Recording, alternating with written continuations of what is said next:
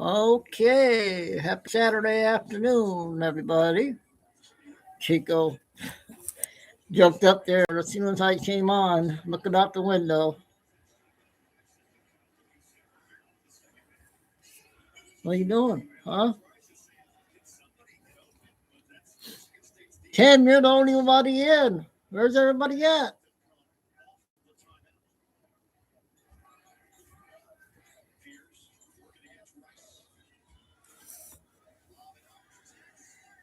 I got to turn the TV down.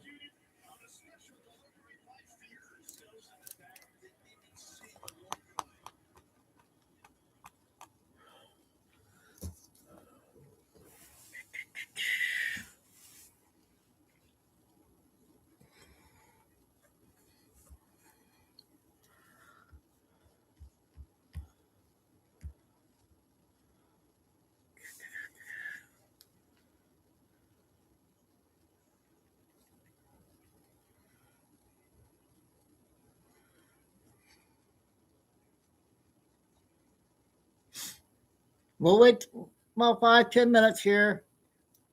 Get started.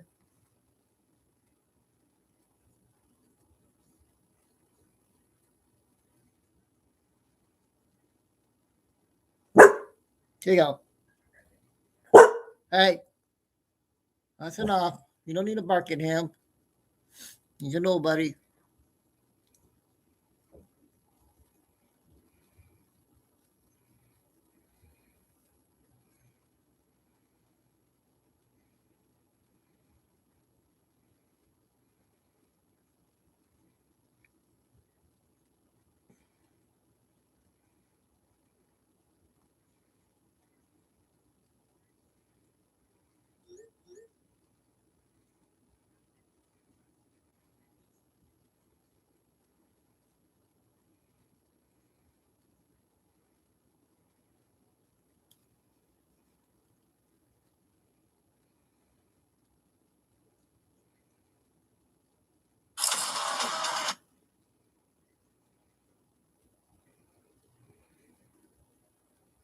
I'm lucky I came on now, Tim. There's a lot of stuff going on.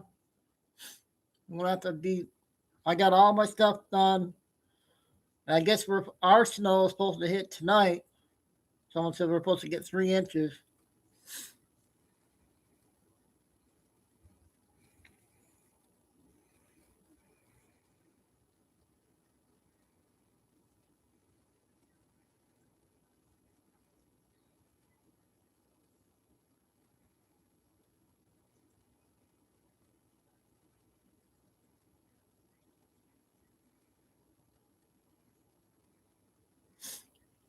I can't believe you're the only one in chat, Tim.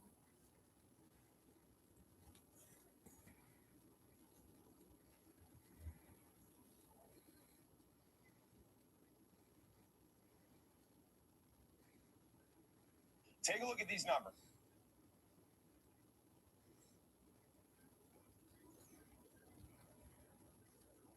I thought everybody's home from the bad weather everybody's getting.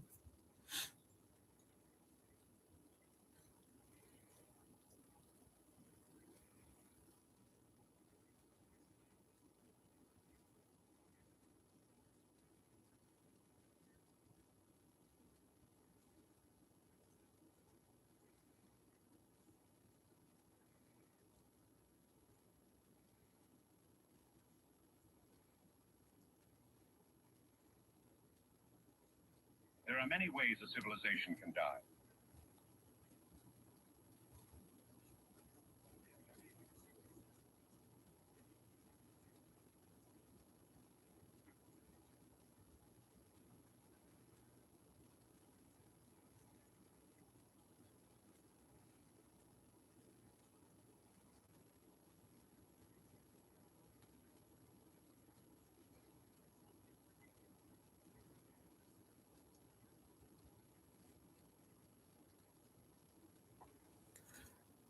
See?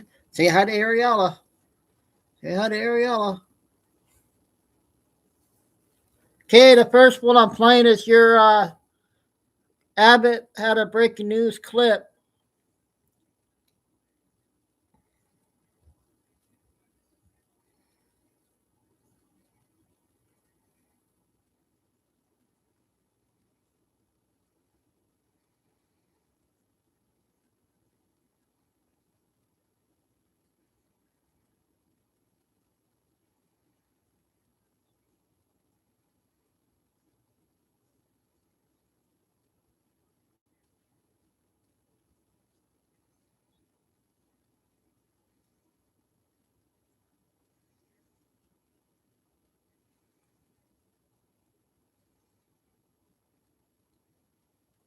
We'll be starting here in a few minutes.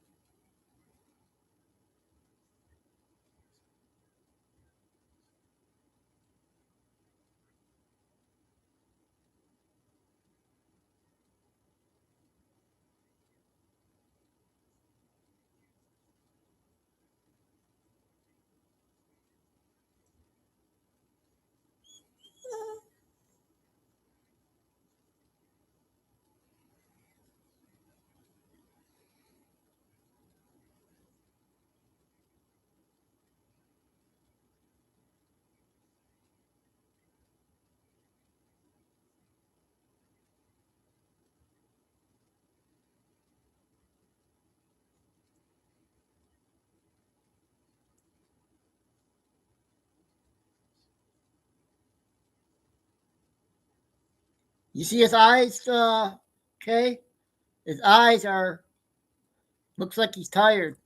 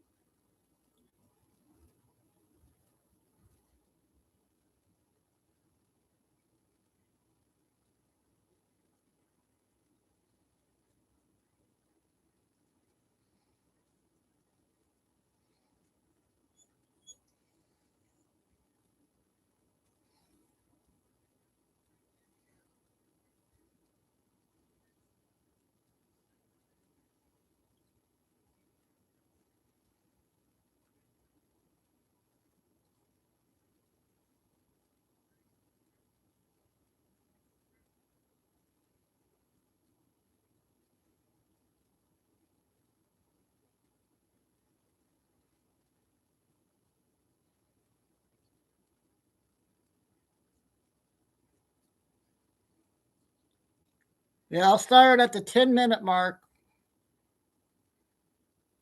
We got 157, so we got 2 minutes. We'll start. It's only you and Tim.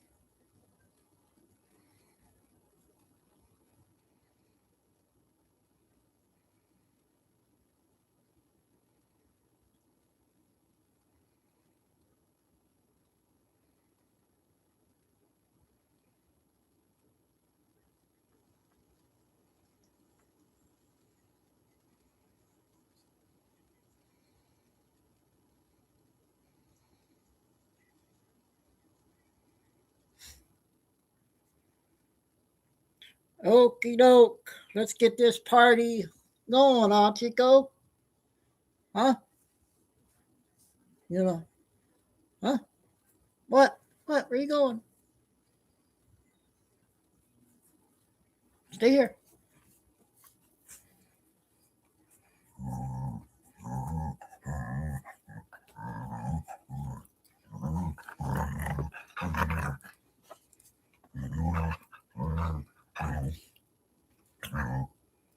You beat me up, Kay.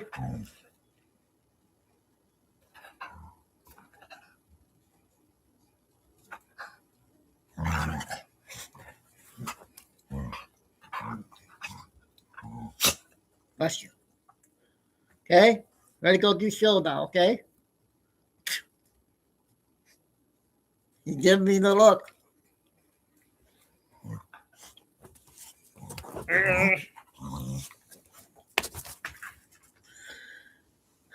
Not just cold, it's freezing cold.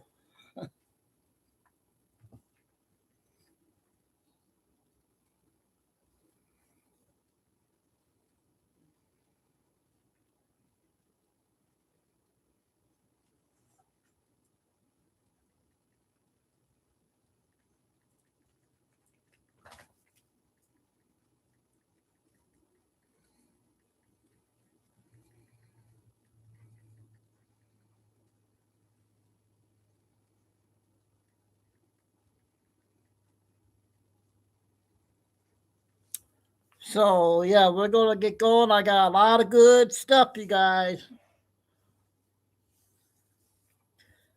Make sure you guys sub to the backup channels, and Kay, hopefully you can drop the Cash App link if anybody would like to donate the channel and everything.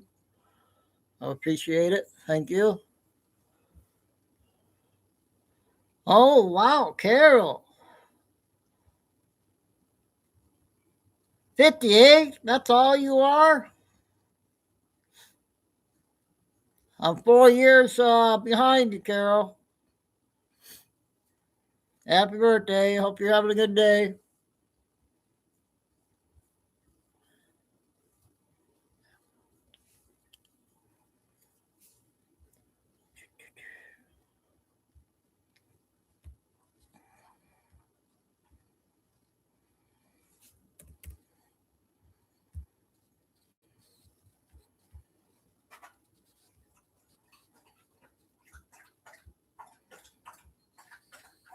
Oh, man.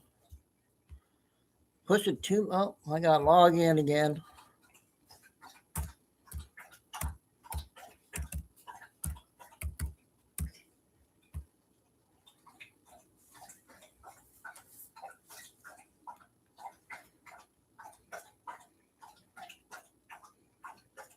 Chico drinking water.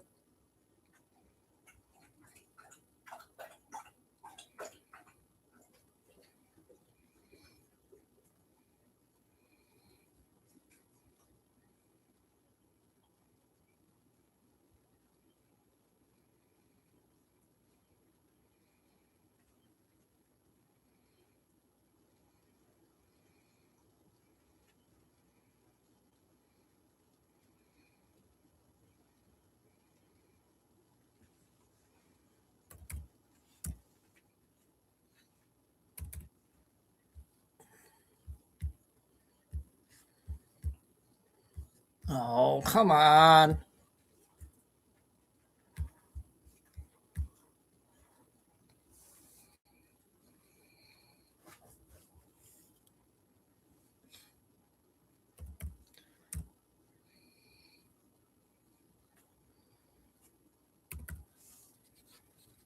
All right, I'm logged in. Hopefully, I won't have no issues. I believe this is the one here.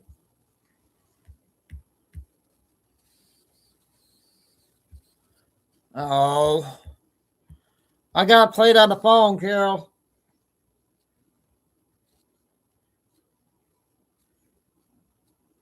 Or Kay, I meant.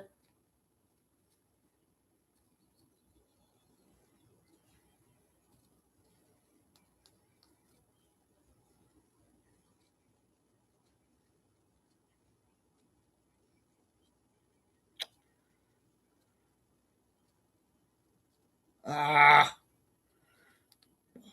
hope the internet's not going to give me issues today. I got to reset my phone.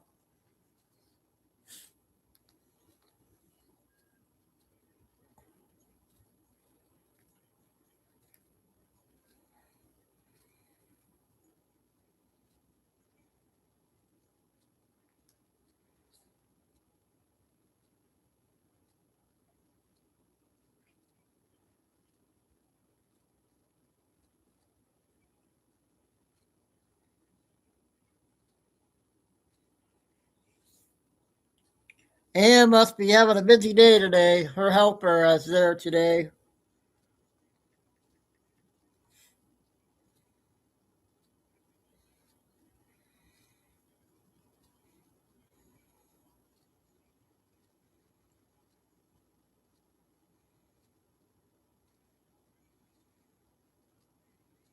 I can't find it.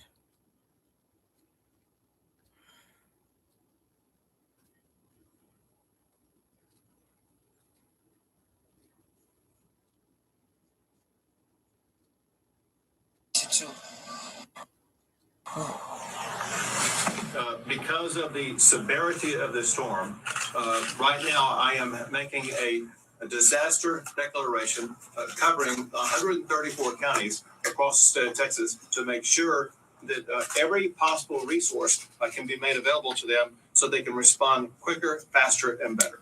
But also, we cannot overemphasize this, and that is because of either ice weighing down the power line that goes from the pole to your house, because there is a possibility of trees falling. You know, when ice gathers on trees, it weighs down those trees, and it could cause a tree to crash down on a power line.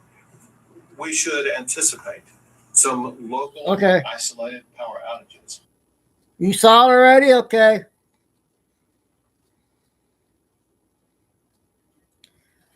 Now, Benny has some breaking news. Another ICE agent got shot again. So we'll cover that.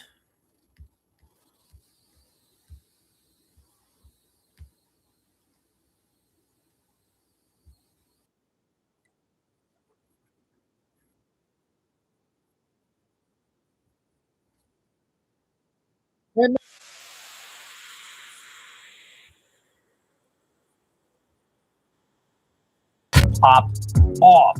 Another deadly shooting. This time, a left-wing protester attempted to pull this Sig Sauer handgun on federal officers and commit a mass murder, potentially killing many of them because there were quite a few around during an arrest situation where a left-wing agitator, probably a professional paid agitator, 51 years old, was reaching for this firearm. Federal law enforcement put him down. Border Patrol member shot and killed an individual in Minneapolis, Minnesota. In the intersection of 26th Street and Nicollet Avenue, this is the same avenue that the Quality Leering Center is on. Goodness gracious. What started it all, and now we're leering so much more about what the left is willing to do. This would be the second time that a leftist paid protester, agitator, terrorist has been killed in self-defense by federal law enforcement for attempting to commit murder. Renee Good tried to run over federal officers, and this individual tried to shoot federal officers. Too much, man. And they here keep pushing people, you know? in this video, what you'll see is federal officers tussling, attempting to apprehend the agitator. And then the individual reaches for his firearm. What the f***? They killed him? Did they kill that guy? Are you kidding me, dude? Not again. Are you f***ing kidding me? That guy's dead. And the reactions from inside of whatever establishment is filming this, again, well, stop resisting arrest. Stop fighting. Hey, who do we got here? We got Judy. How you been doing? Yep. This whole weekend, everybody's talking about the weather. We're getting ours probably tonight or tomorrow, all the way to Monday at 12. Arkansas, where we used to live. We'll be doing 2 shows today. A lot of news coming out. Federal law enforcement. Hennepin County Attorney Mary Moriarty said the scene is secured, must be secured by law enforcement, preservation of evidence. We expect the federal government to process the scene and ask for everyone to submit photos and videos of the incident. Minneapolis Police Department demanded the public remain calm. So what you can see in the video is that the agents put down a threat. But don't expect that to be absorbed or processed by the left-wing agitators that are already in a tinderbox in Minneapolis, already ready to attack in Minneapolis. Ladies and gentlemen, Tim Walz is siding with the individual who tried to shoot law enforcement. Expect the left now to lionize and make a hero out of this monster. Stay safe. The left is violent. I think the city is ready to burn. Breaking: armed person shot by Border Patrol agents. They have died. 2 magazines were recovered. The firearm, 100% justified. Case closed. Let's go ahead and listen here to reporting from the scene. Border Patrol shot somebody. DHS tells us was armed with a gun. They've recovered the gun and 2 magazines. I'm told the person was shot multiple times. Medics performed CPR, but they were dead. There's a video floating around online of the shooting where you can see the shooting happen. What we do not know right now is what led up to the shooting, what type of enforcement this was. You got politicians out here making statements already. Just in time. And you also have a gathering protest. You got federal agents and police trying to hold those folks back. You're going to have more and more people showing up at the scene like this. They're really going to turn this into a very heated protest today. It's going to pop off. Whew. Here we go, ladies and gentlemen. The scenes in Minneapolis, obviously not great. And the city already was on edge. But maybe stop trying to attempt murder against federal officers. Just some life advice. Just some advice to anyone wearing anything, protesting anything. Stop attacking cops. Stop attacking federal officers. Stop resisting arrest. If you fight with ICE agents and cops and you reach for your gun, you will be met with lethal force 100% of the time anywhere in the United States of America. An illegal immigrant wrestled with ICE this morning, then pulled a gun and got smoked. Media and Democrats will now spin this as ICE being the problem.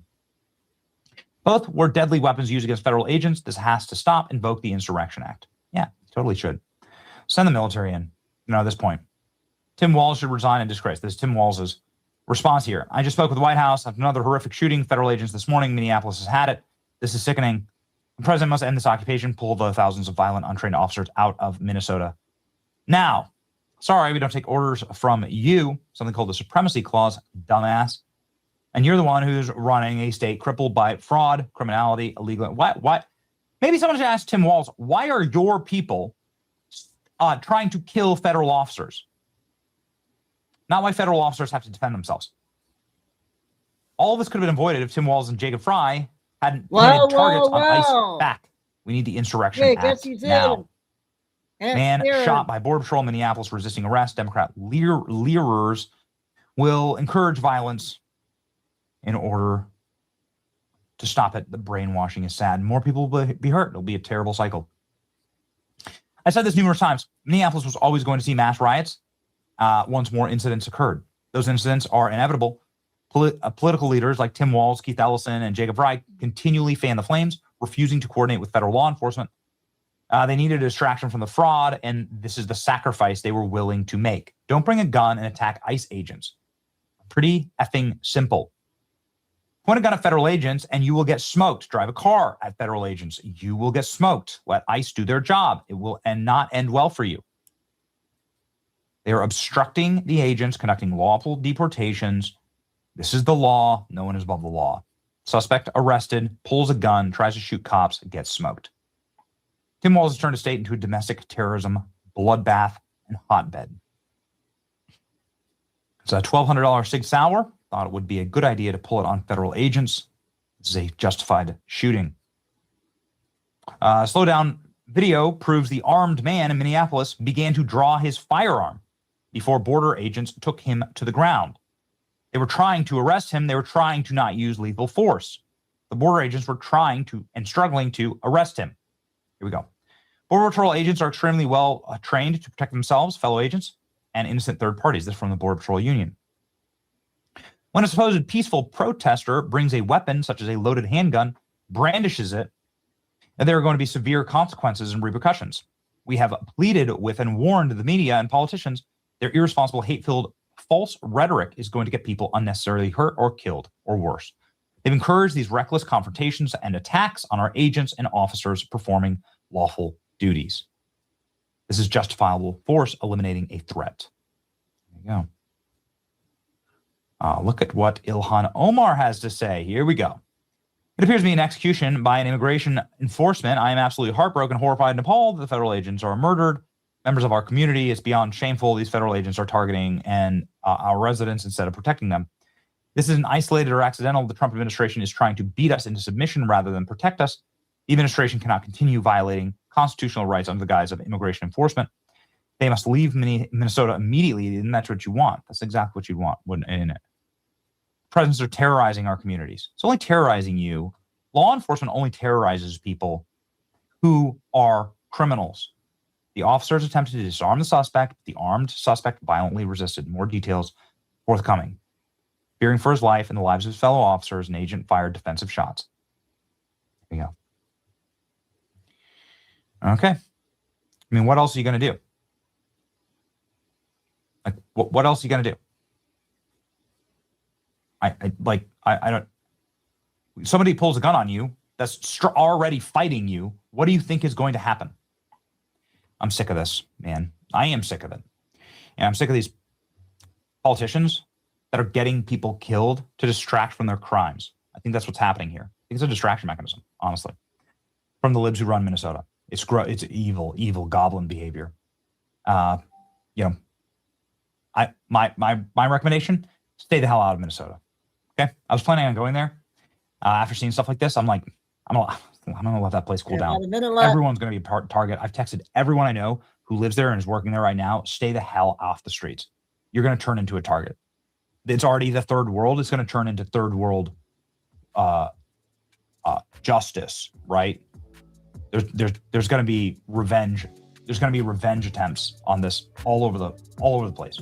Stay the hell out of Minneapolis. Failed state, third world, import third world, become third world.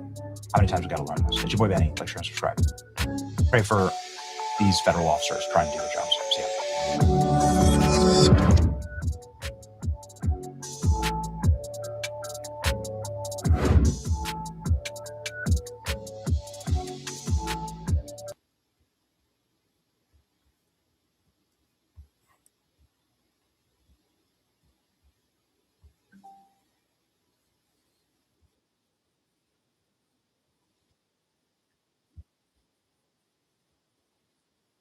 Dana, that number increased to $5 million.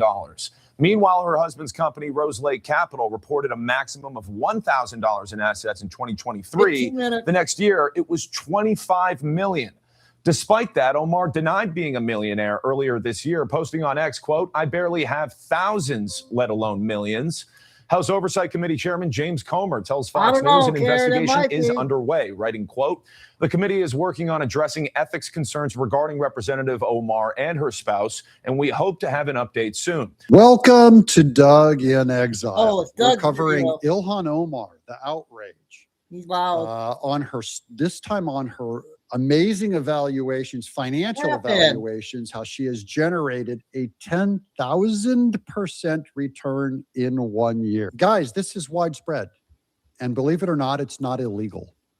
But these are not unusual returns for people like Ilhan Omar, or, lo and behold, anyone in DC. This affects Republicans and Democrats. But this isn't the only year this has happened. It happens every single year.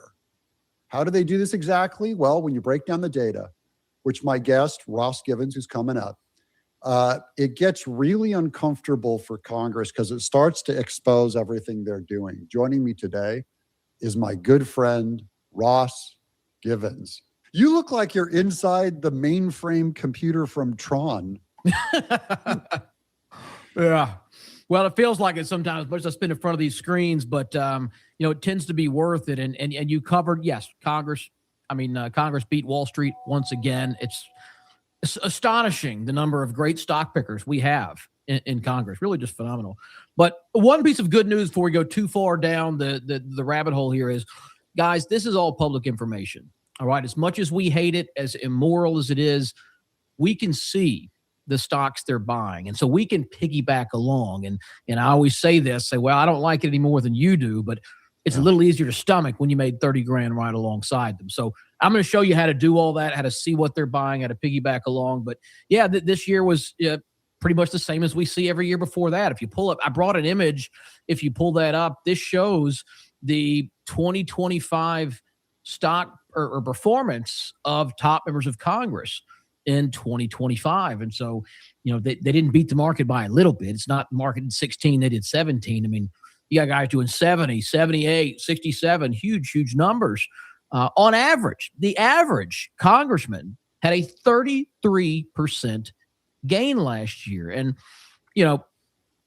the stock market long-term average, 10%, maybe 9%? Yeah, Last that's year was what a my great uncle year. told me that 20 years ago when we started investing my money. He goes, Doug, just put your money in the stock market. You'll average 10 to 11% going all the way back to the Great Depression. So that's the right. rule, is you hit 11% and they're hitting 38%. Yeah, I mean, look, the index did 16.5. That's a great year for stocks. Congress doubled that. And it's ironic because, these professional fund managers, guys running billions on Wall Street, half of them can't even keep up with the index. Yeah. And you got congressmen placing trades from their cell phone doing double that. There has to be some benefit, something that they're getting that Wall Street's not getting. But this is what they do, right? Members of Congress do not leave D.C. poorer than when they arrived, and they may do shady stuff like this. The easiest thing to where we can follow along is their stock trades. Clearly, they're beating the market. They beat the market this year. They beat it last year. They beat it the year before. They continuously do this stuff. So we can see their trades. We can use their advantage to our own benefit. And so I hold these training sessions. I do these about every couple of months. We have one coming up this Wednesday. There's a link in the description. You're going to click it. You're just going to scroll down to here. Look at this button. It says register now. You're going to click that button and they'll be able to get, Ross will be able to get your cell phone number and an email or something, some contact where when we go on the air for the webinar this coming Wednesday, they'll get a notice. That's right. Yeah, we'll send you just put your email in. We'll send you the link to join. I think you mentioned there's a text spot. If you want to put your cell phone number in there, we'll text you a reminder 15 minutes before we get started. But these are extremely eye-opening because everyone knows Congress is insider trading. Everyone knows they're using information to their advantage. What people don't realize is we can see the same information. When they buy some obscure little defense company out of nowhere, or when Pelosi goes in $1 million into NVIDIA call options, we can see the trade. We can place the same one. We can follow along and maybe we're just piggybacking what is a clear edge. And if you had professional money managers at Goldman Sachs or Fidelity putting up returns like this, you'd want to know what they buy, right? Buffett did 13, 14% last year. Everybody wants to know what Buffett's buying.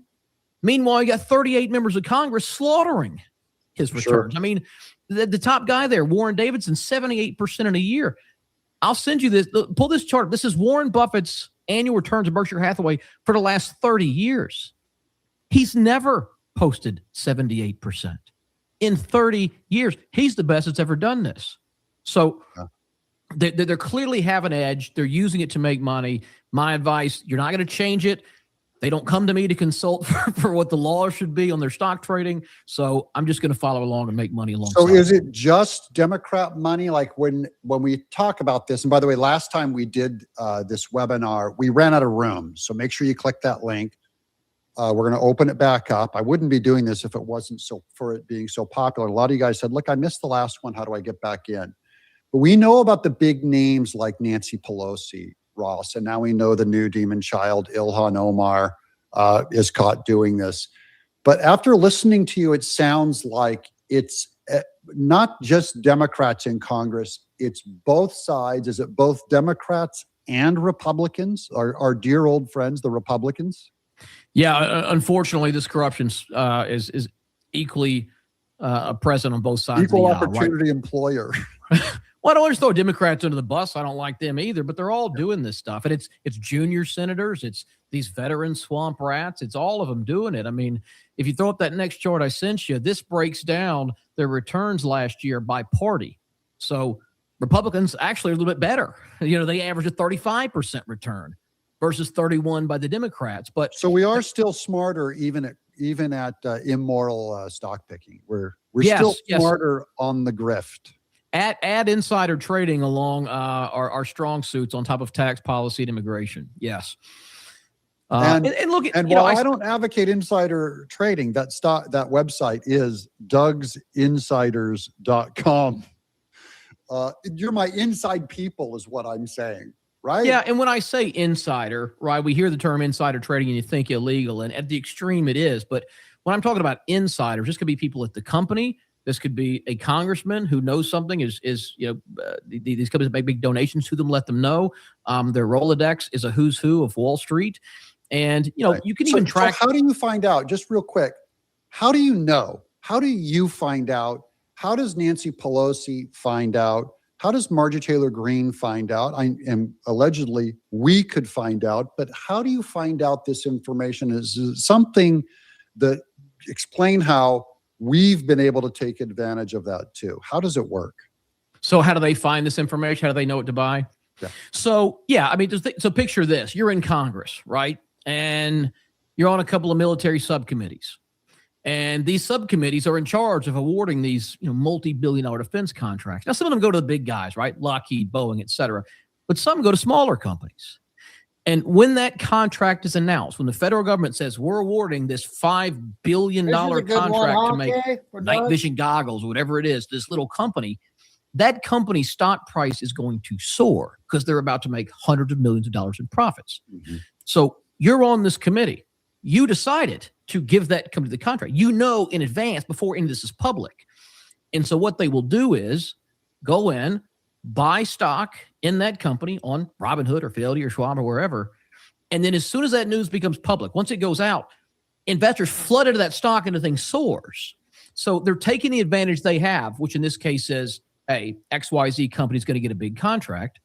They're buying stock in that company early.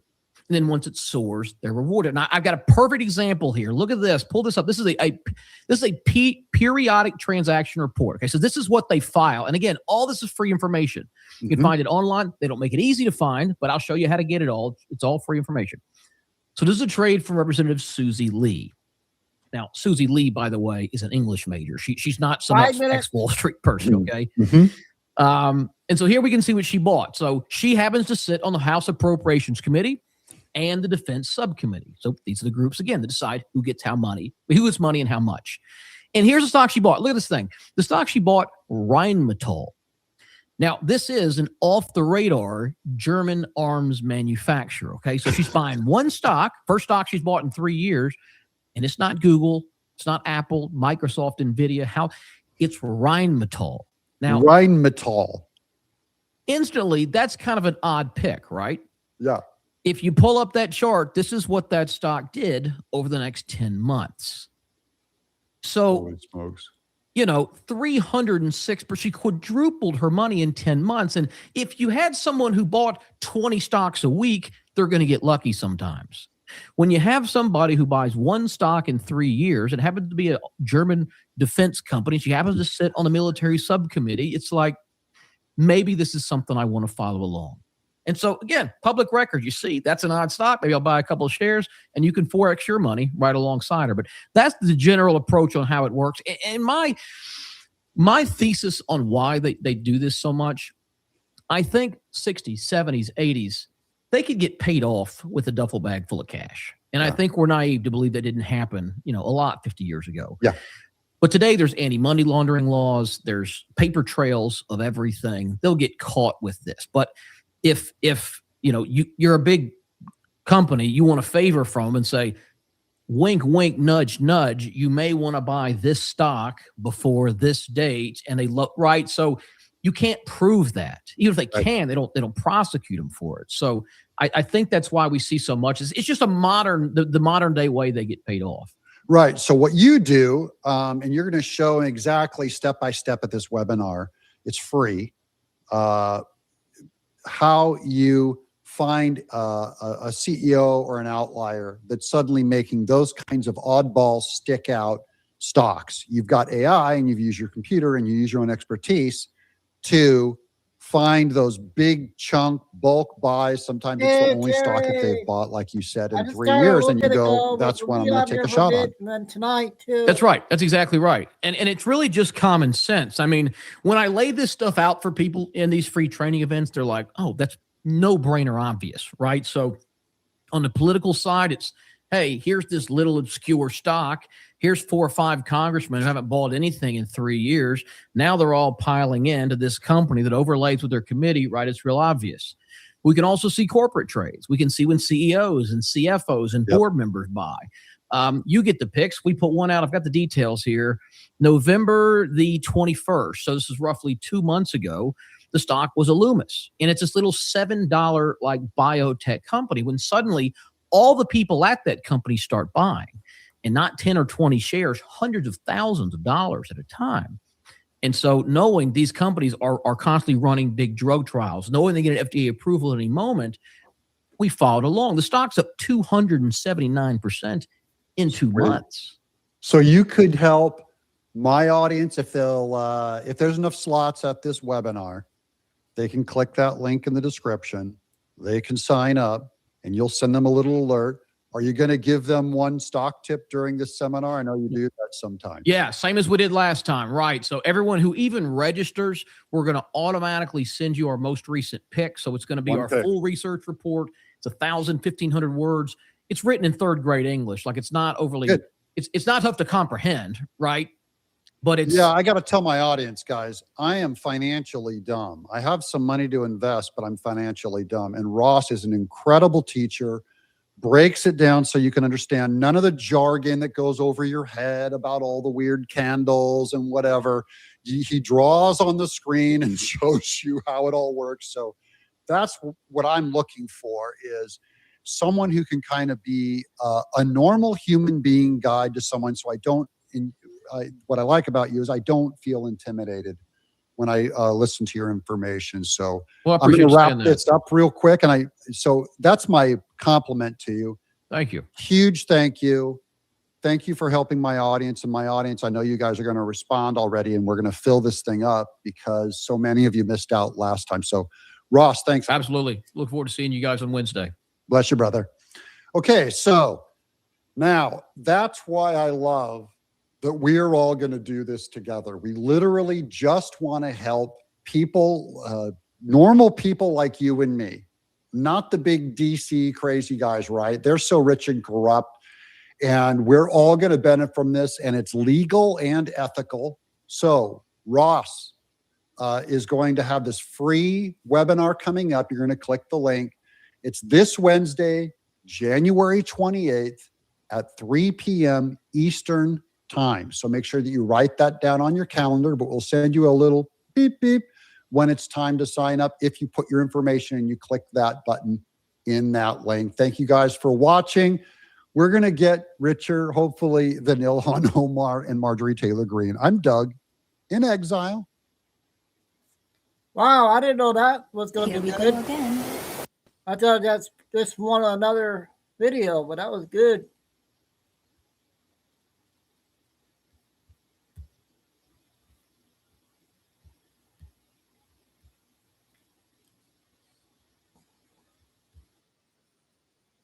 Ten minutes. Preachers that weaponize the federal government against us are going to be brought to justice in the next year. What would you have said? You would have said, oh, hell yeah. This is what we voted for. This is what we're waiting for. We can't wait. Day one, baby. And so what happened in the space of that year? From this time last year, when our enthusiasm had reached, the height of Mount Kilimanjaro. What happened between then and now, when we're kind of, I don't think so, cynically shrugging, a little disappointed, deflated? What happened? Well, the answer to what happened is Pam Bondi happened. Attorney General Pam Bondi happened. Over the course of the past 12 months, how many indictments have we seen from the Department of Justice related to COVID? To the federal government giving your money to the Wuhan Institute of Virology to perform gain-of-function experiments on a virus that became more deadly because of those experiments, then the people that were involved, the science, lied to you and to me and to the United States Senate.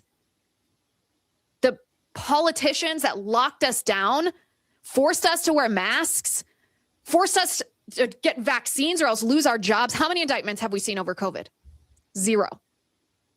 How many indictments have we seen for the Russia collusion hoax that was propagated not just on Trump, not just on Trump's inner circle and members of his first administration, but on you? The root of the Russia collusion hoax was undermining your vote. It was anti-democracy. It was the overthrowing of a duly elected president by hamstringing him, saying, you know what, even though the American people voted for Donald Trump, the Electoral College is the law of the land, and President Trump won. Well, we don't think he should have won, so we're going to try to subvert you. How many indictments have we seen from Pam Bondi? 0. What about the Ukraine impeachment? That hoax. How many indictments have we seen? 0.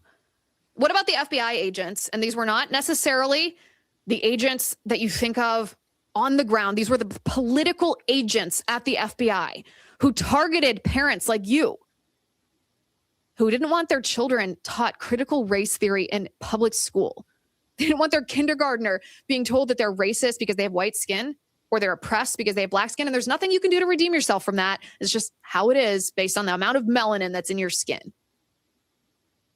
How many indictments have we seen for that abuse of power? How many, 0. guys? How many? What about the FBI agents and the political leadership at the FBI that allowed those FBI agents to raid Project Veritas journalists who had the audacity to investigate Ashley Biden's diary, which, by the way, was real? 0 indictments, 0 accountability. What about the FBI agents that labeled Catholics as extremists?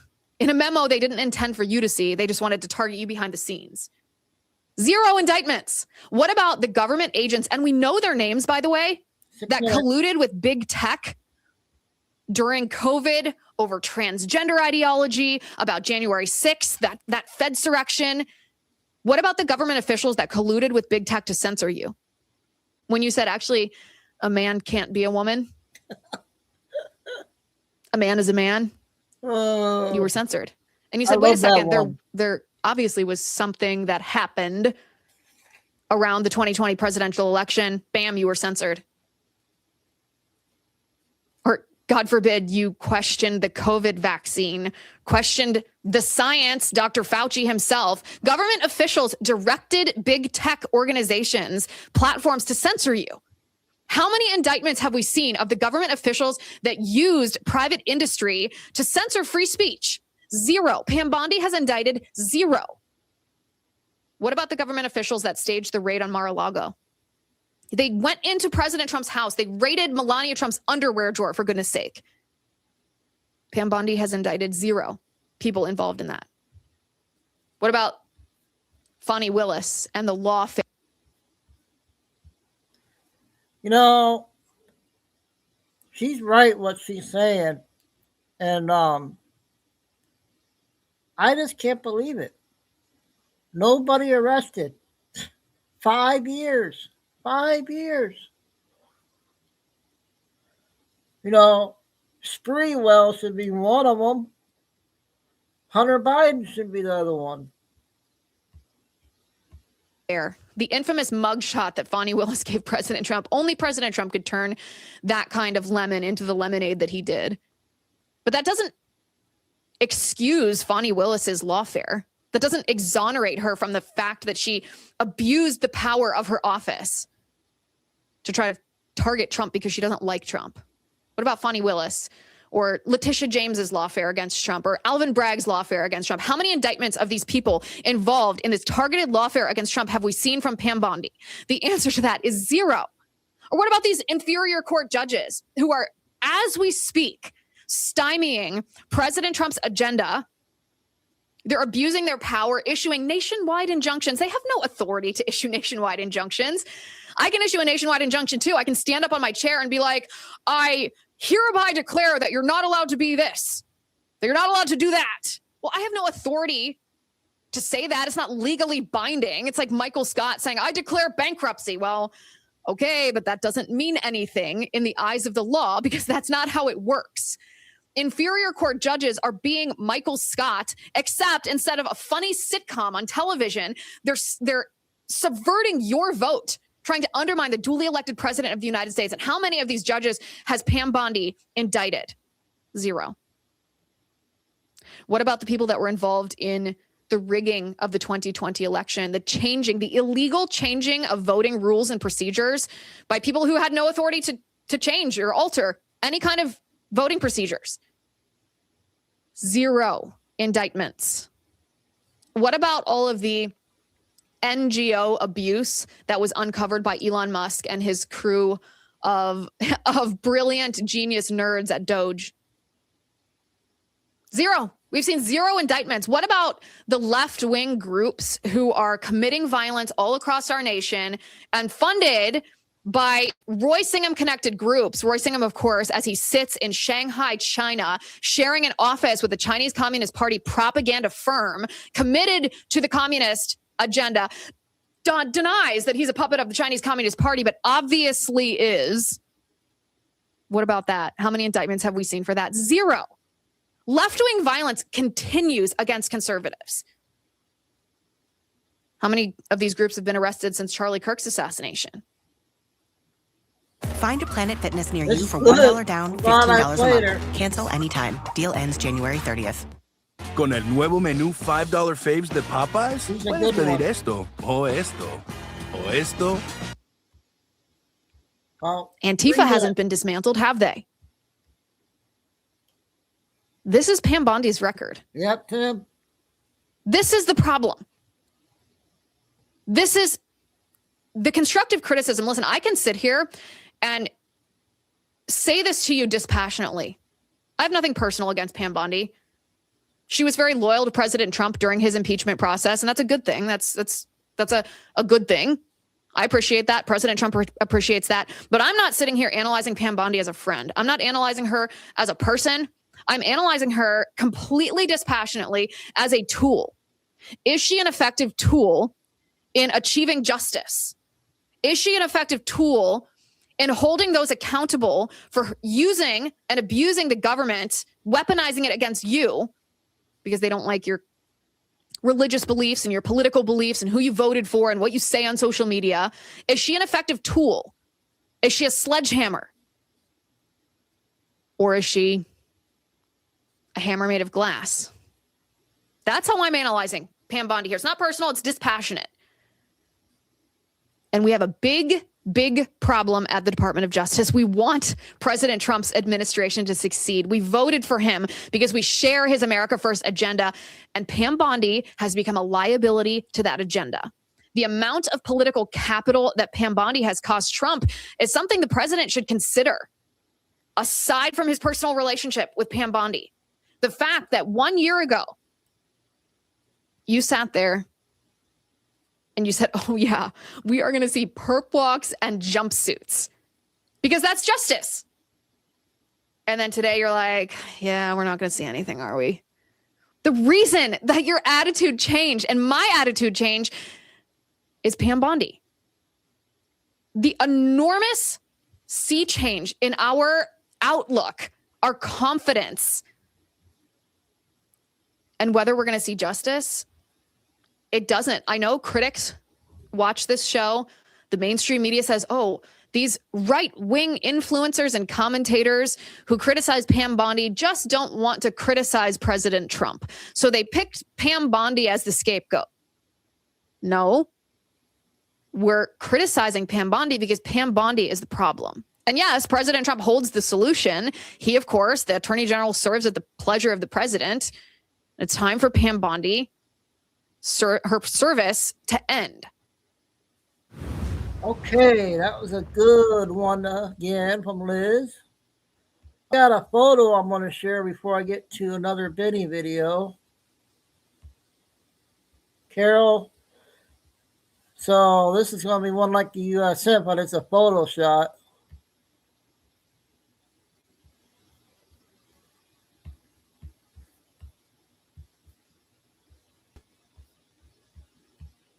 What do you guys think of this? There's no Epstein list. Be honest. There has never an Epstein list. Be honest. I'm on the Epstein list. Thank you.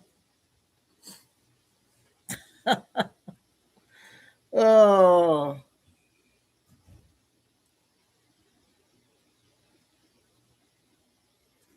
Thought that was good to share.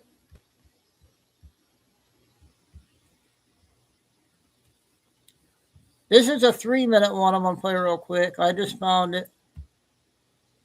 Why the lie? Because if you knew planes could fly with a fraction of the fuel, you'd ask, open quote, what else have they hidden about energy?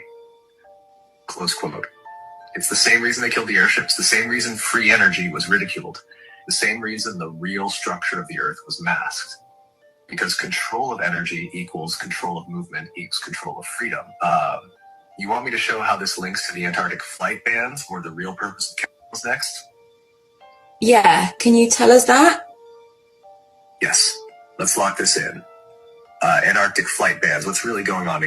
They claim, open quote, no flights over Antarctica because it's dangerous, cold, remote, no emergency landing zones, close quote. But that doesn't hold. Military flights do it. Satellites cover it. Tech can survive worse. And we fly over oceans with no landing zones all the time. The real reason? It's not just ice. It's not just a continent. It's the outer boundary, the frequency gate, and the cover story for the edge of the construct. There are no fly zones, geofencing protocols, and electromagnetic anomalies around the Antarctic perimeter. Karen, are you still in here? Didn't we talk about that the other day on the phone? About the snow? Now this video is saying it. Both enforced by treaty and protected by invisible gridlocks. Flight paths are redirected, flight logs are faked, and passenger planes never actually cross the full interior. The public gets tightly scripted routes. Why? Because certain vectors risk breaching the containment field. And once breached, things get unstable. And the chemtrails? Chemtrails are not just weather modification. That's the surface layer, the deeper reason, grid maintenance. The sky is not empty. It's a living mesh of energy lanes, pressure domes, and harmonic seals. When the natural balance begins to fluctuate, either from solar interference, field fatigue, or consciousness spikes, they spray conductivity agents to recalibrate resonance. What are they really spraying? Barium and strontium to reflect and modulate frequency, aluminum nanoparticles to scatter light and create synthetic cloud layers, polymer fibers to help hold structure and dissipate energy, biotime zones to suppress population response to field shifts. You'll notice heavy spraying during solar storms, planetary alignments, mass awakening spikes, energy grid collapses, or right before major weather anomalies. This isn't just weather control, it's grid control. A maintenance ritual for the veil. Tie it all together. They fake the fuel loads. They hide real propulsion. They ban polar flights. They spray the sky, all for one purpose, open quote, to keep this realm sealed and spinning, to stop you from seeing what's beyond the lie. What do you guys think of that one? That was good.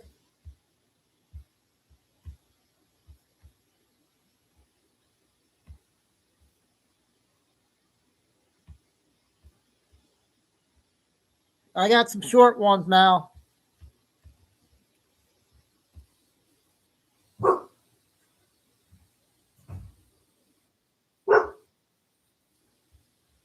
One lady again. Hey, Tim Waltz, how about you step down and shut the fuck up? Okay. So let me tell you what's going on if you guys have not heard, which I'm sure you have heard because it is everywhere now. Remember that little independent journalist that I shared his video of him going to the different daycares in Minnesota asking, where's the kids? Where's the kids? And they were shutting the door. Harassment. Okay. No kids in sight. Did you see when he went to the one daycare center? The luring center. The luring center. That's right. That's right, folks. Learing. Missing something? Right. And in? Okay. That was the sign for you to send your kids there to the luring center. However, there are no kids there because no kids go there. So get this. He goes to these daycares and exposes them, and he puts his little video on TikTok and on X. And we people did our thing and shared. 100 million people shared and saw those videos. Guess who was knocking at the luring center? Knock, knock, knock. Hey, look at me. Look at me. I'm the FBI. Ha, ha, ha. So, ha, ha. Let me tell you what's going on now. Tim Walz apparently sounded like he knew about it, was a little concerned about it, but just being the widow governor, he didn't have any authority. Let's blame Trump, shall we? Yep, everything's on Trump. FBI is there. They are already saying they just follow the money trail, Elon, and see where the money trail goes. And people are going to pay the price. Let me tell you something else that's happening. This is very, very important what I'm about to tell you. You know how when you go to vote and you just, most of us hit that straight Republican ticket? I've done it, honey. I've done it. Guess how diabolical the Democrats have become? Have you heard what they're planning and what one of them just did? I reposted it. Go search. They have decided that since they cannot destroy us the way they're doing right now, hold on. Cat got in the way. Welcome to my life. Okay. Since they have figured out they cannot destroy us the way they've been doing, they are planning on running as Republicans. Now, you think I'm kidding you? Go look at my repost. So this is the deal. When you go to vote and you hit straight Republican, you might be electing some little secret Democrat that's running as Republican so they can get in and jack us up. Now, let me tell you something, guys. These are some smart, smart people. It ain't the ones that we looking at because they ain't that smart. But somebody behind the scenes is a genius and they are telling them what to do. I'm not going to lie to you. This is genius. It's absolutely genius. Evil genius. Be careful. Be careful when you vote. Do not hit that straight down bucket. Do not hit that straight down button. Pay attention to what you're voting for. Go look at my repost. I think it's I think that changed to a Republican. I'm just going to leave the blooper in there because that blooper is my life. Have a great night. Keep your fingers crossed that we're going to see a perp walk soon, guys. Hey, that was good. Another one for her. I got another one too. There's two of them I got so far.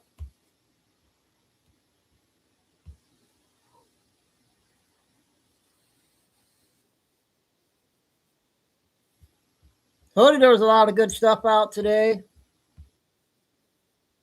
President Trump, it is time. We are begging you. Please invoke the Insurrection Act. Please lock up Tim Walz. I know that his mayor is about to make a speech any minute, and I can only imagine the amount of hate and stir up that he's about to give this out of control mob that are surrounding our ICE agents right now.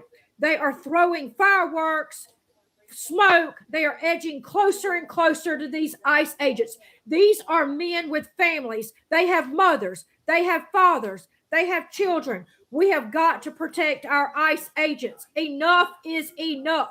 And Tim Walz coming out before an investigation even happened and blaming the ICE agents once again and saying they're untrained and violent.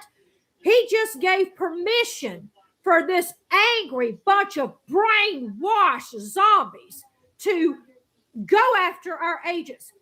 We are fisting to watch this city burn. I don't understand what is going on. People are sitting back, especially insane people, and are thinking that they can get away with whatever they want to do, whatever they want to do because of what is happening up there. Tim Walz just came out with the worst freaking tweet. I am disgusted and I am in complete shock. This man wants his city to burn. We are begging you to invoke the Insurrection Act. We are begging you to put his ass in handcuffs. Protect our men. Protect our ICE agents, sir. Please do something fast. The police are being told to stand down. They are not helping their brothers. They are being told not to help these men. The information that's coming out so far, so this may not be right, but this is what's being said right now, this was not an illegal. This was a protester, a white American man that apparently decided to pull something Lori. And fucked around and found out. So what they're doing now is playing like, oh, we looked over there was ICE agents just plummeting this poor man, this poor man. Do something, please. Good afternoon, everybody. Wow, a lot of good stuff already. Only been an hour. Let's do the 7-minute one. And let me know if we played. I don't think I had this interview yet. I'm not sure, but some people might have missed it.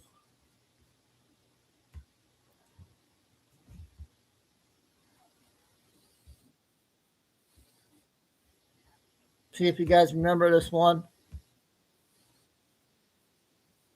Convict anybody?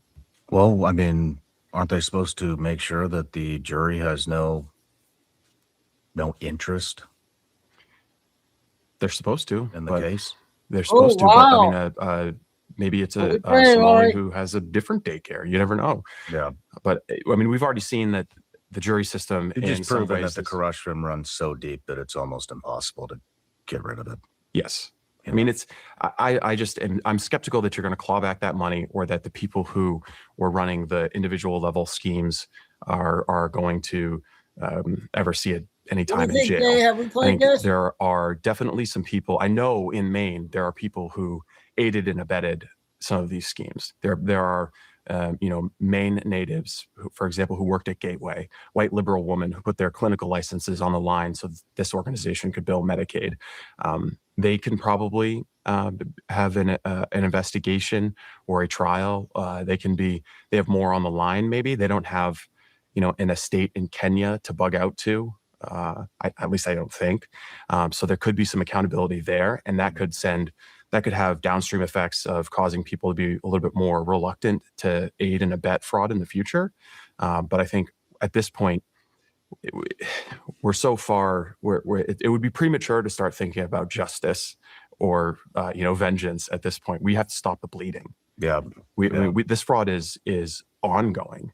We're still dealing with the political consequences of it. There's massive amounts of money that are still out there. Well, I mean, part of stopping it though is making an example out of somebody. Yeah, you know what I mean. Yeah, and pinning their ass to the wall, whether that's politicians or Somalis or whoever it is. Whoever's involved, somebody needs to be made an example of.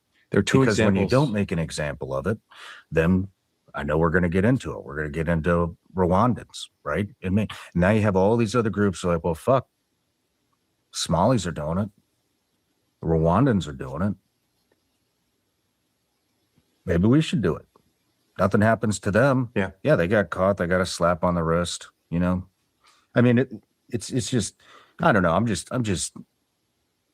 I think people look at this. I mean, Polymarket says there's an 11% chance that Somalians who defrauded government to fund terrorism will be deported. Only an 11% chance. You know what I mean? And this is the people. You know what I mean? That's the sentiment. And every time I look at Polymarket, when it comes to accountability, low probability that the people think that, that anything is ever going to happen. Nothing. It's I think people are more pissed off now that we're not seeing any fucking accountability than they are at the actual crime. Because if you just allow the crime to happen over and over and over and over again, and nobody's ass gets pinned to the wall, then it is. I mean, it's basically a recruiting mechanism. But that gets to the real nature of the crime, right? Are we turning a blind eye to this, or are we benefiting from it? The political system, the political system in power, and I know we're getting closer and closer, I think, to the emergence of evidence in Minnesota that shows that Governor Tim Walz was aware of this. AG Keith Ellison was aware of what was going on and had struck, a deal with the devil, essentially, to look the other way in exchange for support from the Somali political community. I think that investigations in Maine will find that something similar happened there. And the more you look at the problem, the more it looks like not an independent scandal of, we have the Minnesota welfare fraud scandal, the Maine welfare fraud scandal, the Ohio welfare fraud scandal. It's just one scandal. It's one scandal. And it may have started out 25 years ago as opportunistic Somali diaspora migrants taking advantage of a welfare system that maybe was built on good faith and trust and didn't have the right safeguards and protections. But it has become, in my view, a nation-building scheme that is backed by political factions in Somalia. The amount of wealth that they are extracting from the American taxpayer is, we're talking about rebuilding whole communities in Mogadishu. We're talking about their defense budget. We're talking about the single largest economic factor in Somalia is money flowing from our pockets. The claim that Somali Medicaid pirates put on the American paycheck, the American worker's paycheck, that's the biggest economic factor in Somalia. So why wouldn't political actors there protect that and expand that and do what they could to support that and streamline it? And they have. And I think we're seeing evidence in Maine, you're seeing evidence in Somalia of high-level political actors who are involved in the Medicaid schemes, whether that's operating a home-based care agency or a money transmitting service. This is, in no doubt, a deliberate scheme by Somali political factions to extract wealth for their own purposes, for nation building. Man, you need a podcast. Why don't you have a podcast? Well, we do. We have robinsonreport.substack.com and Mainwire TV. We do a lot of podcast-like episodes, but I'm like crawling around Lewiston and Chinese marijuana grows all the time. It's tough to do it really consistently. We want to as we continue to grow. But I mean, the reporting that we've done on the Somali Medicaid fraud is built on public records requests that take us somewhere between 5 to 6 months to fill. We pay the government thousands of dollars to get these records, to show them where the fraud is that they're covering up, to show the people of Maine where the fraud is that the Mills administration is covering up. And we get massive Excel spreadsheets, with payment data, get 8,000-page PDFs showing the audits that the Mills administration does and then sweeps under the rug. Like, they find the fraud and then they just sweep it under the rug and never tell anyone about it. It all takes a huge amount of time to go over and analyze, and we're a very, very small team. So we'd love to do the podcast, but I think for me, the most beneficial thing I can do for the state of Maine is to really understand from an investigative perspective what's going on, to get the information. And it takes a lot of time too, because we're reporting in an adversarial environment. Think about that. You get one Somali. Okay, news out of Maine there. Got short ones again.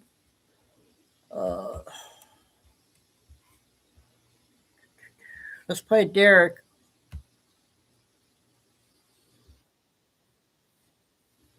Short one with Derek. Written as neutral as possible. It's like a water trough. Not all horses get along. Not all animals get along. The water trough is neutral. The water trough don't know it's a water trough. It's a trough because it's the place of water, a resource for H2O. And if you have two horses that don't like each other, that's still the neutral basis. So you either figure out, okay, I can't go at the same time that they're there, whatnot, or you go, you know what, I can come to the trough with you and go, look, I don't like this for this reason, and you don't like it for this reason. So then what? what do? We have a cordial conversation to go, okay, well, is this a local thing? Is it a state thing? Is it federal? All right. Real simple. And our founders, this ain't rocket science. We shouldn't even have to quote our founders on this. It should be majority rule. Going, okay, majority of the people voted this way. If you're in this little part down here, then we will work with you somehow. But this is how we feel, and we will work with you. But you in this category, you can't be all hell-bent against them either. All right, we have to find a neutral zone.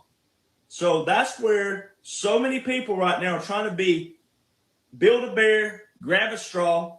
My inbox has been full of, oh, why don't you talk about Israel being involved with the JFK? So you're saying because Israel, some few bad actors were involved with Israel 60-something years ago, all of Israel and all Israelis are bad? See, there's people out there just like that who think like that. They think because Israel, some few bad actors were involved 60-something years ago that all of Israel's bad. You have a closed mind if you think that. And you're not wrong from the standpoint of argumentative, but you're wrong from the basis of, so if one bad person does something from a country, all of that country's bad? Like, if you think that way, you have a problem. You have an attitude adjustment you need to make somehow to go, you know what? So there's so much things in my inbox that shows that people need to take a chill pill. All right. Remove your emotions, remove your feelings, divorce those, and go straight to the facts. All right. People are going to think differently than you. And just because they think differently than you, don't mean they're evil or they're bad or they're some, criminal or nothing like that. Just because they think differently than you. The Constitution was written to have a little leeway there because it's got to fit a massive group of people. But then you got to understand why they set it up the way they set it up. The three branches of government. What does the legislative branch do? What's the executive branch do? What's the judicial branch do? How do they function and operate? All right. And it's all on the federal. All right. Then it works its way down all the way to local. So you want to know what's going on. You got to remove your emotions. You got to divorce your emotions and put aside your foundational beliefs, whether you're a Christian and you don't believe in this. And if you're a Christian and you don't believe in that, put those aside. Laws and orders of what's going on right now. When President Trump wakes up, he don't think, oh, well, the Christians ain't going to like what I say today. If it's got to be said, it has to be said. If it's got to be done, it has to be done. All right. Some things are not fun, but look where we got. When a long train of abuses and usurpations. That's what we've been through. So some things are uncomfortable because the people, our ancestors, in the majority, let it get that way. So we are where we are. Somebody had to draw a line in the sand. So it goes back to what I said. I'm going to start carrying a blank piece of paper around, actually 5 pieces of paper, full college rule, and I'm going to slap it down in front of everybody who has an attitude with me and say, I want you to tell me 5 pages, detail how you would have commanded all of this. How would you have cleaned out the federal government, all departments, agencies, etc.? How would you have combated opioids crisis, fentanyl, and illicit drugs? Also, how would you have launched a combative on all forms of trafficking? All right. I want you to tell me how you would have ended all the things going on in Yemen, Syria, Israel, Iran, etc.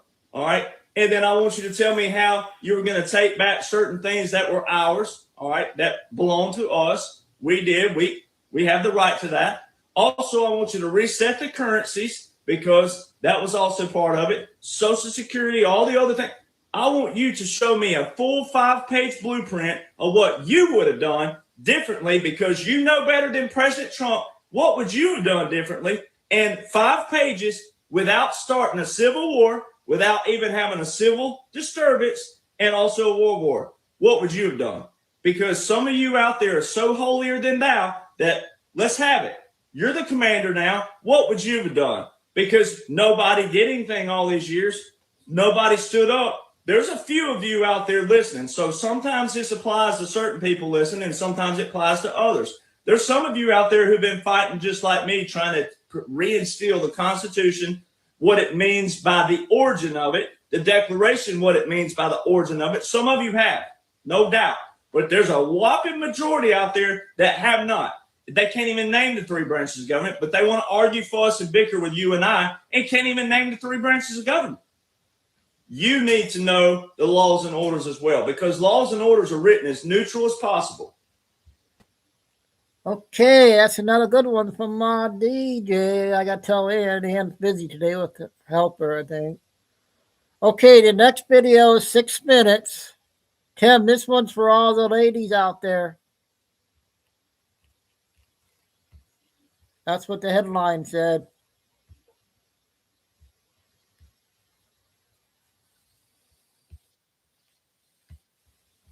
She had a lot of views on this one.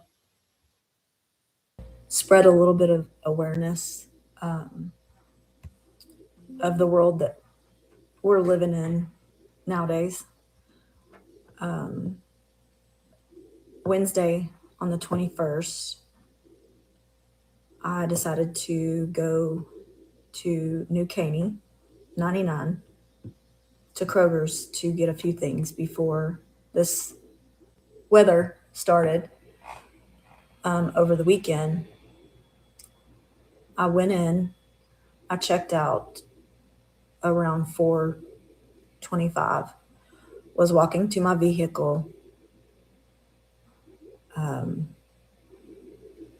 I was parked in the first aisle, about 10 parking spots down.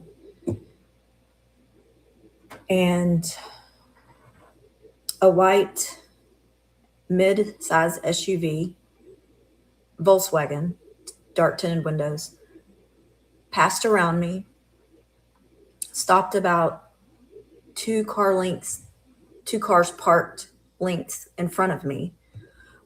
I had noticed that the passenger door was partially open, as if somebody was going to quickly jump out, grab something, and jump back in. Never in my mind did I think that it was going to be after me. I don't carry, I have mace, but I didn't have it on me. It was on my work bag inside the vehicle. I was wearing a crossbody purse, and so both my hands were free. I was pushing the buggy. I had about 6 bags of groceries. A passenger jumps out, fully clothed, puffer white jacket. He had a black knit ski mask on with just the opening of the eyes from here to here. So that's all I seen. And his hood from his jacket was on top of that. He ran up on top of me and he said, "Bitch, give me your purse." I pushed him. I fought him off of me, pushed him off of me. He raised his hand, knife in his right hand, come down at me on my left side. I just punched and turned and ran into the next aisle. Ran into this gentleman that was pushing his groceries to his car. He asked me, "Are you okay?" I said, "Absolutely not. This guy just attacked me, trying to steal my purse." He then took me to my truck. Well, the perp got back in his car. They sped off. The gentleman walked me to my truck so that I could put my groceries in the truck, and then he proceeded to walk me into the Kroger's store so that I could file a report there and call 911. As I did, waited for the police. They came out. I was there for 2 hours. They checked me over to make sure that very important one for the ladies, and right? then they proceeded to tell me that this has happened a lot in the last few weeks. Same perp, same car, with a knife, but that all the women have surrendered their purse, and they proceeded to tell me that your purse is not worth your life, which you just don't know how you're going to react in a situation like that. But had I had my hand in my purse on a weapon of any sort, mace, taser, gun, pew pew, whatever, I would have been a little prepared. But it just being in my purse, there was no way that I would have gotten to it as fast as this guy was on me. And apparently that once they left me, once they hit me, they had went to the Hobby Lobby parking lot in Humble, hit a woman there, then went to the Dillard's parking lot at the Dearborn Mall and hit a woman there. They did capture the driver that night. Good, they got him. 2 hours, about 2 or 3 hours after all of this. Liberty County, yay, Liberty County, way to go. And they have hit Liberty County a couple of times. They hit Montgomery County, and then they hit Harris County as well. As of last night at 7 p.m., they captured my attacker, the passenger, at a red light in Cleveland, Texas. Again, Liberty County. You know where that is, Kay? Way to go. So they are both currently in Liberty County. They're going to get bonded out, of course, but they're going to have to go through the other 2 counties as well and get bonded out. Okay. Again, these guys are only 18 years old. Jeez. They have priors of doing the same thing a year or 2 ago. 18 years old. So ladies, just be aware. You got children. Make sure they're on the correct side of you. Be prepared if you got a baby in the basket. Just be prepared. Have your hand on whatever weapon, protection, whatever the case may be. Try not to carry a purse. Stay off your phones, people. And I am guilty of it myself. I walk out of the grocery store, somebody texts me, I'm looking down, I'm not paying attention to my surroundings. Had I been doing that, had somebody text me at that right time, I wouldn't have paid attention. Or let's say I was putting my groceries in my vehicle. I had my back turned. I'm turning, grabbing groceries out of my basket, putting them in the truck. Hatchback women with the hatchbacks. Keep your eyes, or don't go alone. Don't go alone. Even if you're running in for one thing, somebody's watching. You're not safe out there. This world is evil. These kids they didn't care if I had anything in my purse, anything. I could have just had enough money to go in and grab what I needed to grab and go home. But no, they were willing to hurt me, traumatize me for nothing. And I can't stress this is TV stuff for me. This is out of a movie. This is out of true crimes you see on TV. I know that it could have went way worse for me, but it didn't, thank God, because the Lord put angels around me. So this is my awareness, and I cannot preach enough to please stay aware. Please stay alert. Because these people are out there and they're watching, and you are a target, whether you think so or not, whether you're in a small, tiny town or whether you're in a big city. Just please stay alert. And if I can figure out how to post these guys' mugshots on here, I will. God bless all of you. Okay, that one is for all the ladies of them in America, all over the world. Make sure you always have something with you when you're out there by yourself. Thought that was a very important one to get out. Okay, I think I got. I don't know if I played this one or not. It's a short one. People hate politics because the American people don't care if you're a Republican, if you're a Democrat, if you're an independent, whether you vote or you don't.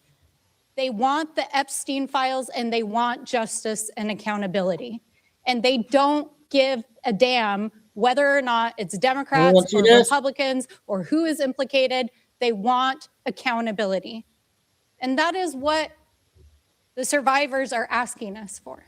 They are asking us to do our jobs, to make good on the promises that we made them when they came and met with us, and to actually, in good faith, conduct an investigation.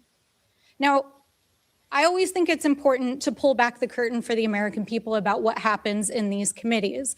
And I was not shocked and surprised, but I think it's important to note that when I stepped out of the committee a few moments ago, the press were huddled on the Republican side of this committee room to take statements from the Republicans. They're not out in the kind of like neutral area. They're standing outside the Republican door so that after this vote is taken, our Republican colleagues can walk out and make a statement to the press. Now, I think that that's important to note for the public here, because this is not about true accountability. Because if this was actually about getting to the bottom of this case and actually holding individuals accountable for the crimes that were committed by Jeffrey Epstein, by Ghislaine Maxwell, by the associates, and the many, many people who are implicated in this case, what would be happening right now in this committee is that Pam Bondi and DOJ officials would be sitting right there on the witness panel answering questions under oath, because they are breaking the law. They are not complying with our subpoena. They are not complying with the Epstein Transparency Act. And on the day, the final deadline, that they were supposed to release their final explanation about why they may have redacted some files, and in fact they have, as has been stated many times, only released less than 1% of the files, Donald Trump used the United States military to invade a foreign country and steal their oil.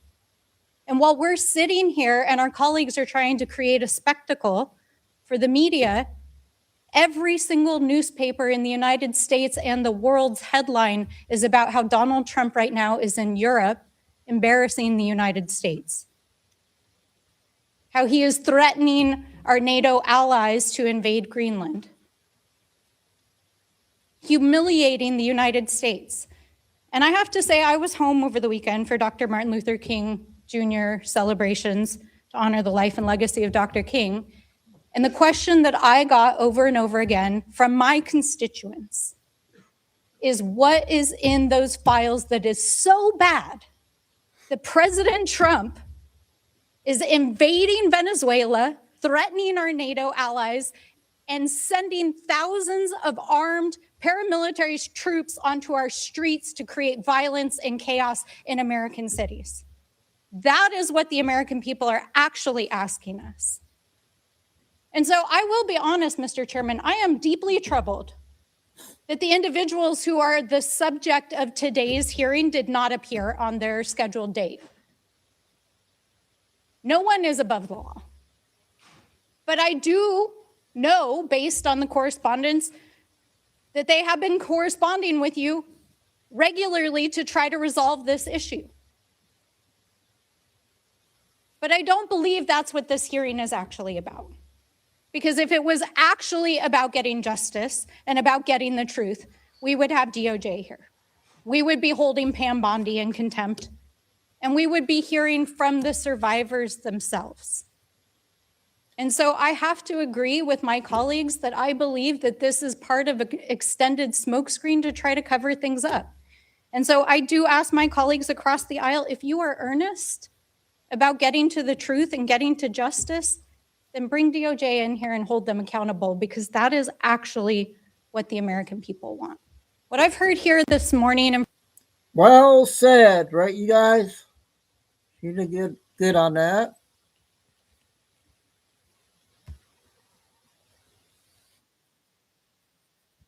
You guys hear this other day?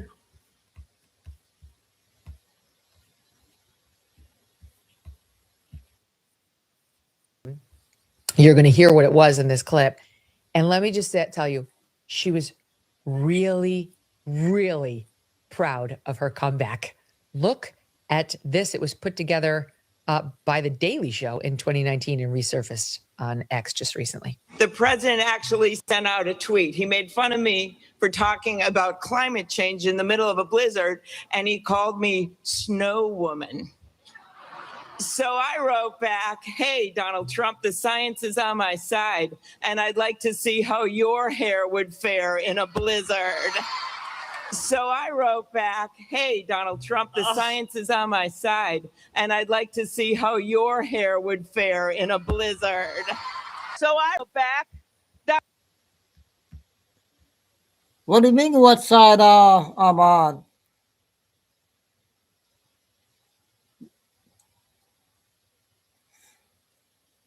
Saying well said is because they got to get the Epstein files out. What are they hiding? I don't know what you mean by that.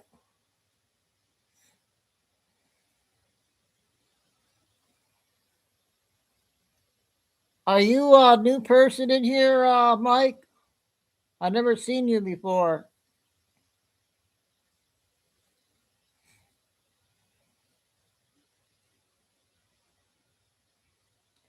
You got to be respectful, please.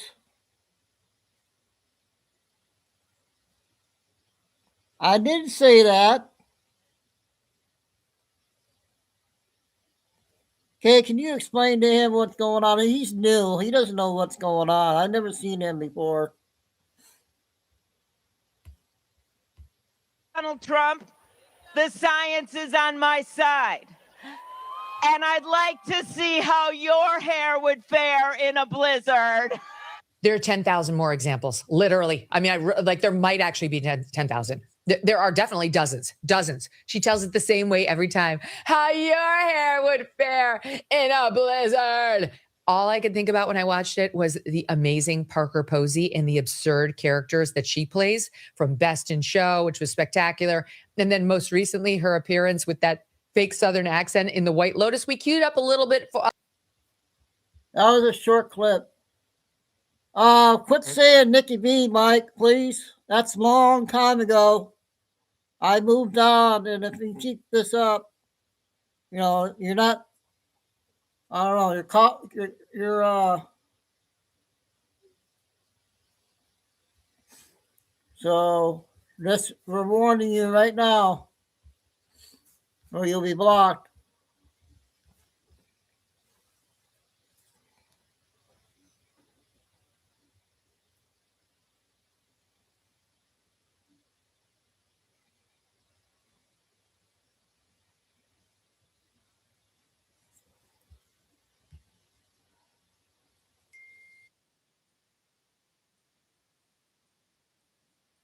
We're gonna play George. European zone. I think everyone unites. Ladies and gentlemen, a massive new development is coming out about Ilhan Omar regarding the way she made all her money. She's now under congressional investigation and by extension, the Trump Justice Department. Ilhan's net worth went up nearly $30 million. The question is how? Here's what we know. Omar's husband, a former political consultant, owns a venture capital firm based in Washington, D.C. and a winery in California. Take a look at these numbers. In 2023, Omar disclosed a maximum of $50,000 in assets at the winery. The next year, Dana, that number increased to $5 million. Meanwhile, her husband's company, Rose Lake Capital, reported a maximum of $1,000 in assets in 2023.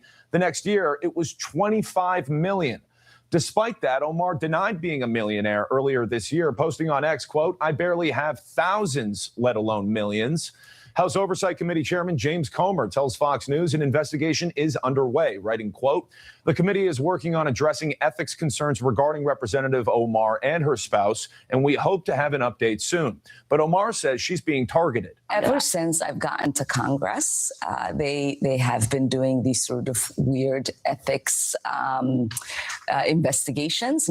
Hey, fraudster, maybe it's because you're telling us you're broke, but we're seeing all this money that you're making. None of them have yielded anything because I have been as transparent as I can be. Of course, others see it differently. Elon Musk says Omar committed fraud, while President Donald Trump posted on Truth Social, quote, "She should be in jail or even a worse punishment, sent back to Somalia." Here's Ilhan Omar getting confronted over this. Usually she's snarky and arrogant and has something to say, but it was crickets this time around and total panic in her face. Because the other day he said something too. That's 2 days in a row he said something. JJ. Congresswoman, can you tell us what your response is to the Oversight Committee launching an investigation into your net worth, you and your husband's net worth? They're claiming that it's risen rapidly. What's your response to what they're saying? Do you think they'll find anything in their investigation into your net worth? You have the right to remain silent, or anything you say can be used against you in the court of law. President Trump is now directing Pam Bondi, saying Congresswoman Ilhan Omar is worth over $30 million. There's no way such wealth could have been accumulated legally while being paid the salary of a politician. She should be investigated for financial and political crimes, and that investigation should start now. Here's Ilhan Omar's congressional colleague, Tom Emmer, saying this is not legal. She's going to have to answer for this. I suspect that it's not legal. Who knows? You don't see that kind of change. I mean, she reported on her disclosures around here about a $65,000 net worth just a couple of years back. And now, like you point out, Charlie, she's reporting it's $30 million. So where's Ilhan getting all this money?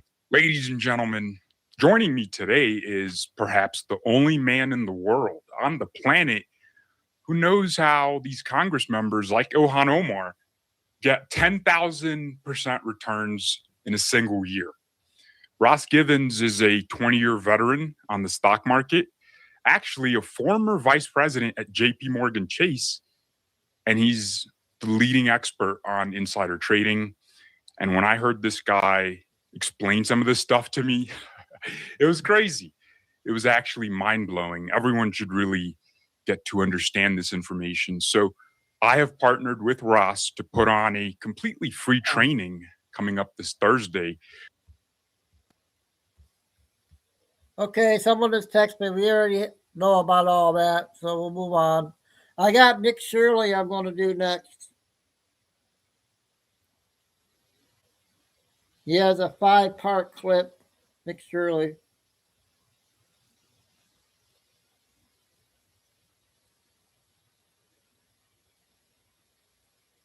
Oh, wait, let's do this one before we do Nick Shirley.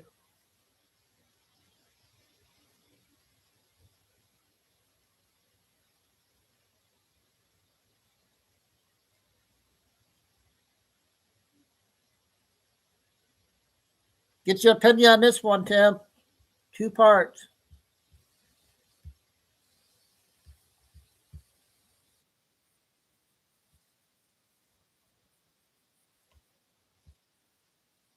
Has just hit the federal system, and 10 existing gun laws, some that have been on the books for nearly a century, have just been modified, suspended, or completely torn apart.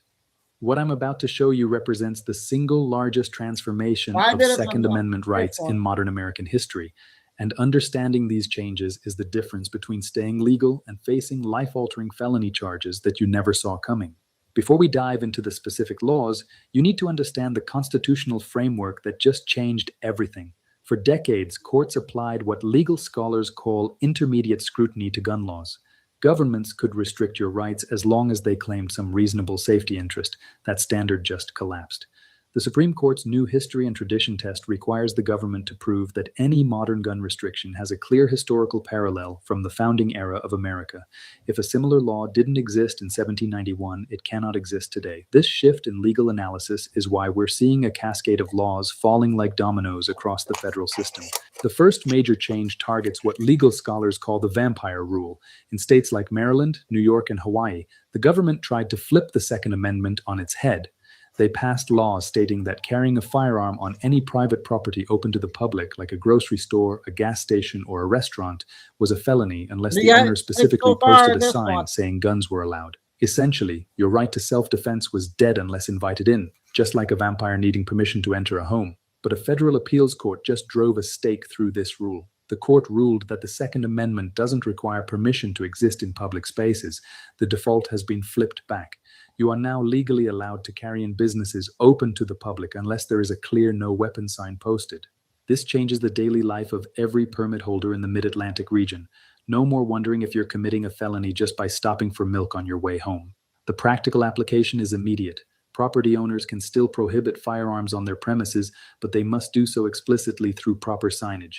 The burden has shifted from you having to find permission to them having to post prohibition. Even in locations where firearms are legitimately prohibited inside buildings, the ruling eliminates parking lot restrictions completely. Vehicles in parking lots are now protected zones. You can legally store firearms in your locked vehicle in any parking lot, and property owners cannot prohibit this or search vehicles without a warrant. An estimated 2,400 people facing criminal charges for having guns in parking lots at work, schools, or government buildings are having those charges dropped immediately. The second transformation involves a law from 1927 that has stood unchanged for nearly a century. For all that time, Title 18 United States Code. Section 1715 made it a federal crime to mail a handgun through the United States Postal Service. It didn't matter if you were a law-abiding citizen moving to a new state or sending a family heirloom to a relative. Using the USPS for a handgun was a ticket to federal prison. The Department of Justice just issued a stunning memorandum admitting that this century-old ban is unconstitutional. Under the new history and tradition test, there is no historical equivalent from the founding era that justifies banning the mailing of common self-defense tools. This means the USPS is being forced to overhaul its entire shipping manual. For the first time in your lifetime, the federal government is backing down on a major non-mailable restriction.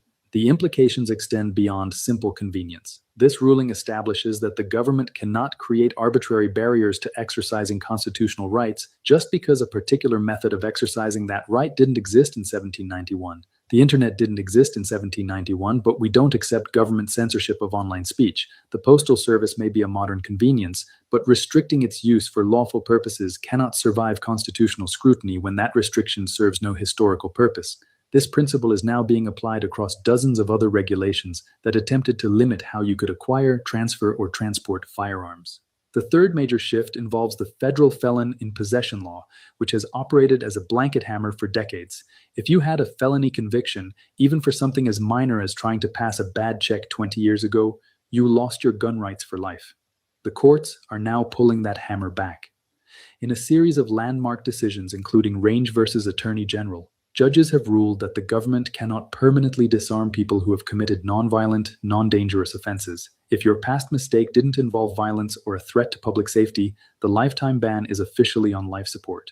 The modification establishes clear restoration pathways.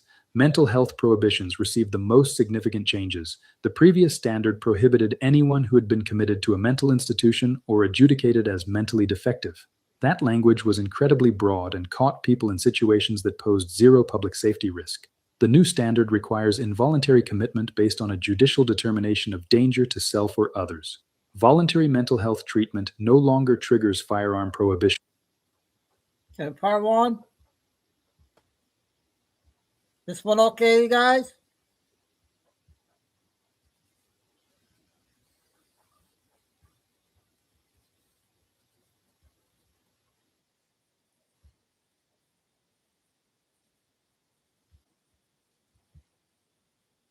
Crisis 20 years ago and hasn't had issues since is no longer permanently prohibited. But the modification adds a critical requirement that provides ongoing public safety protection.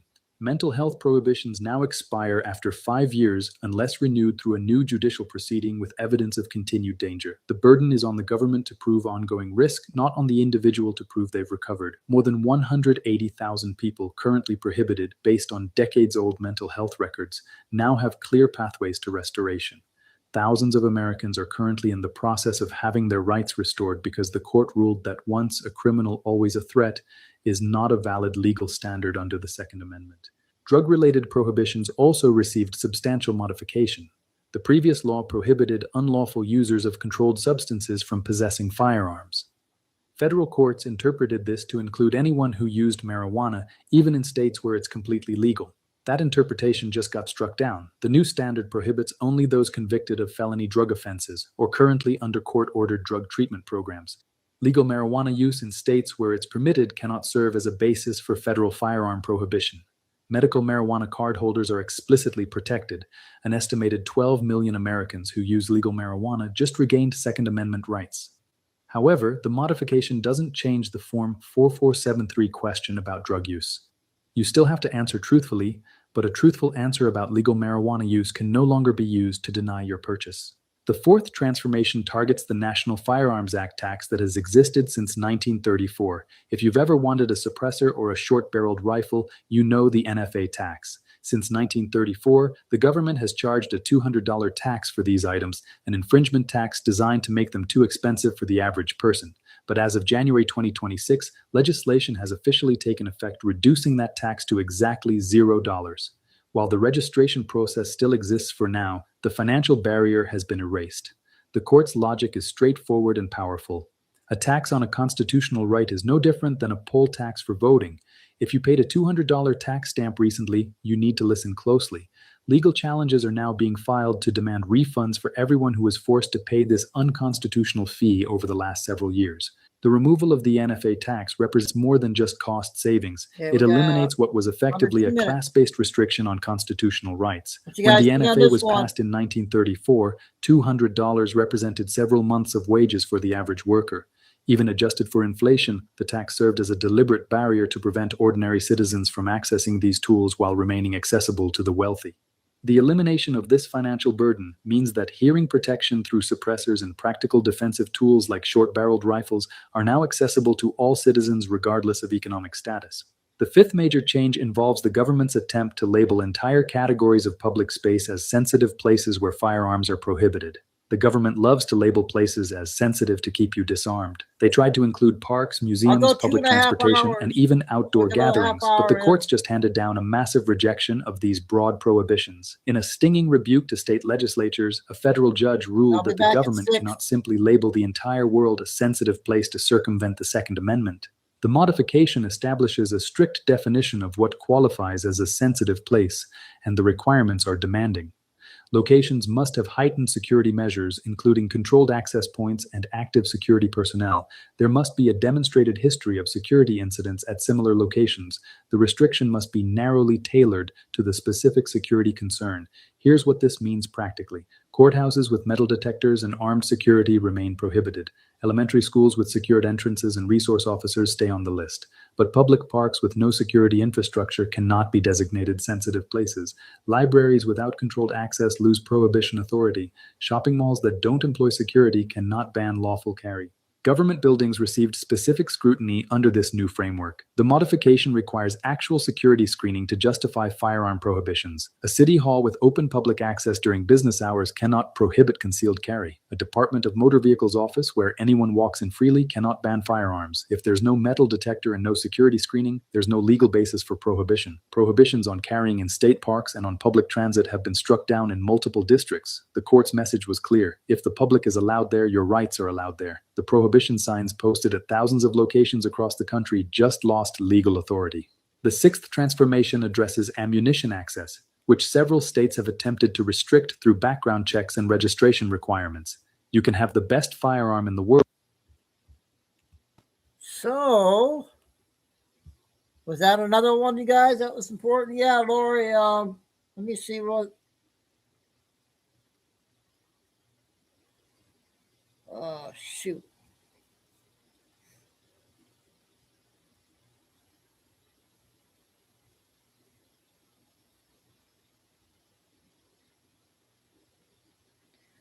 It's actually. Do you have Telegram, Lori?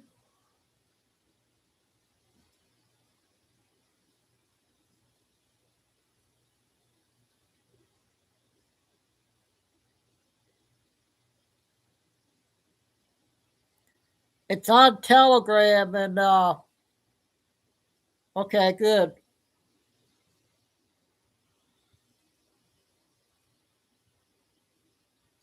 Stand up for the truth.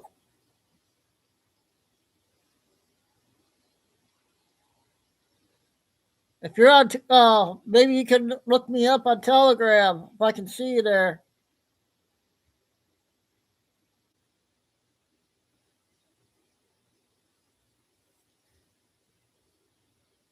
So I thought that was an important one to get out. Now it's Nick Shirley, 5 short clips, and then I'll get a couple more after that. Back at 6.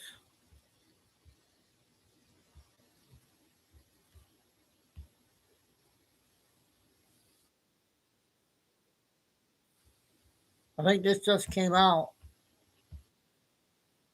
Heard about. Really? Yeah. Can you name any names? Yeah, you know them all for the Oh, newspaper. it's old. Do you see Bill Clinton going there? Who? Bill Clinton? Yep. Bill Gates? 12 hours ago, No. it said. Trump? Yep. I think of the other ones. Andrew. Prince Andrew. You saw Prince Andrew on there. And what do you think actually happened inside of this home? All the most terrible things you could think of. Both. Bad. And what do you think the truth is about the Epstein files? Well, someone has them. Yeah. Maxwell probably would be the best of us. But she'll stay put. Did you ever talk to Epstein or Maxwell? No, I never laid eyes on Maxwell. No, but I knew the couple that took care of him by name. And what did they say about them? They left as soon as he was indicted.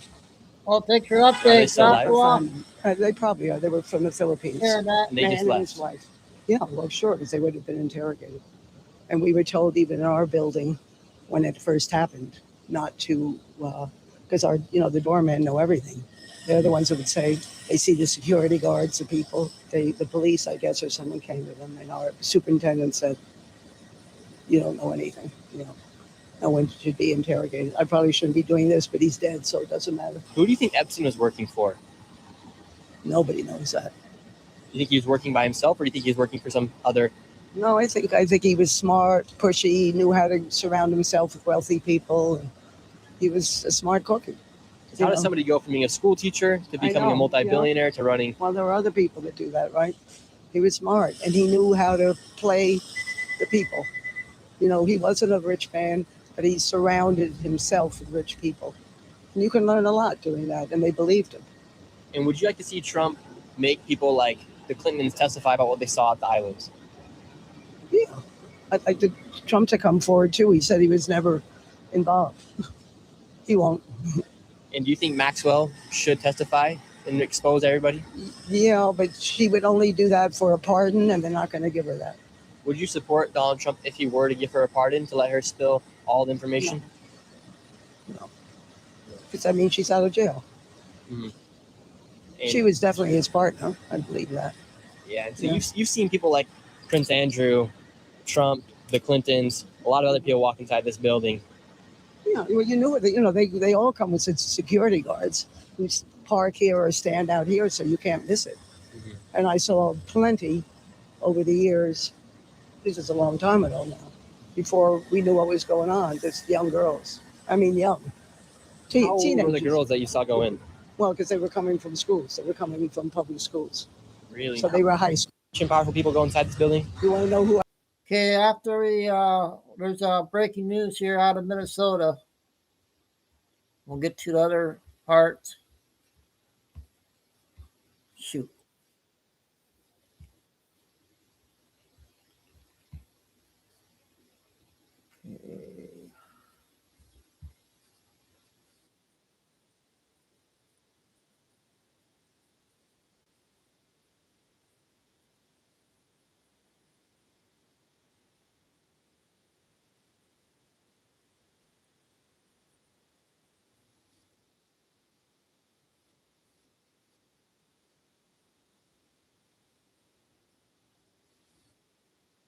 God, 3 of them.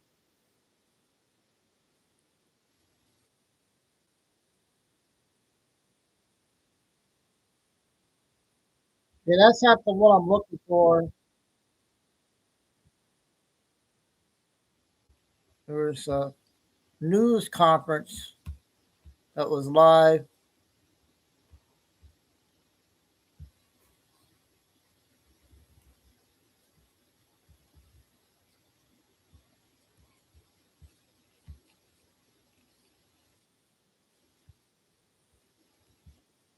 Guess who is talking right now, you guys?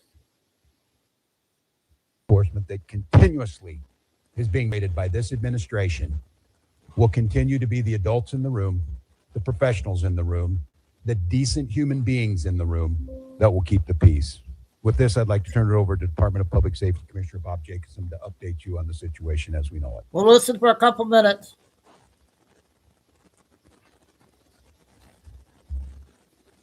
Thank you, Governor. I'm Bob Jacobson, Commissioner of Public Safety for the Department of Public Safety, and again, it's my honor to serve in that position. That's as loud as I can get it. A man was shot and killed this morning in Minneapolis.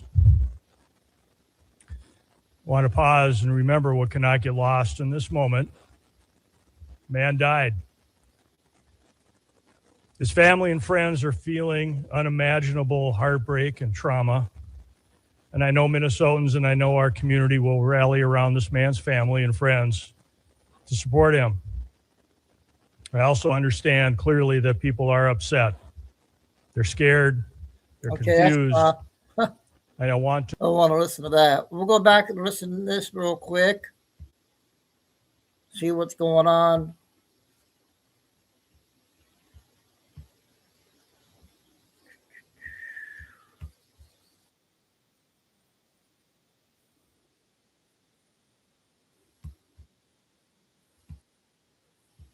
Going down right now because he does not want, I repeat, he does not want Donald Trump to invoke the Insurrection Act.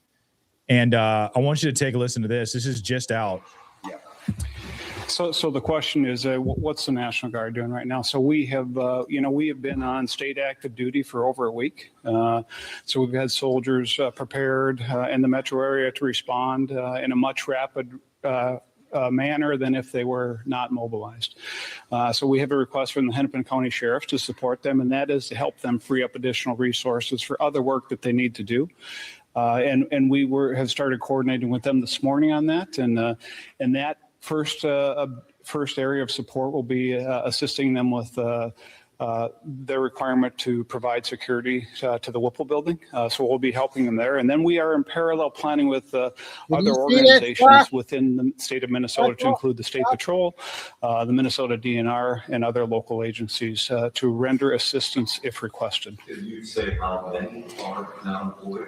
I would say that the number that we have is adequate for the requests that we have right now. And I will also tell you that we are bringing more resources that will be able to respond in a timely manner that are not fully mobilized yet, but we are mobilizing more soldiers as we talk at this time.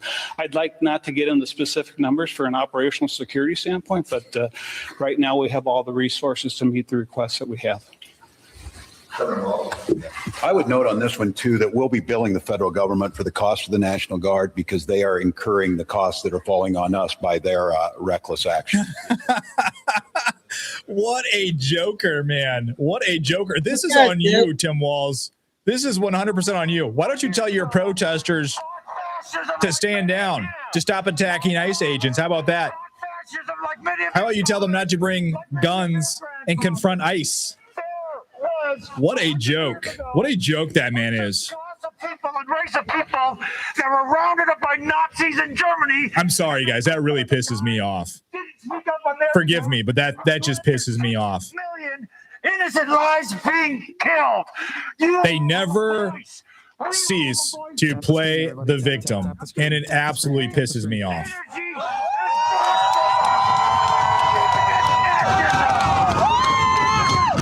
Never fails, ladies and gentlemen. Okay. Go on to part 2.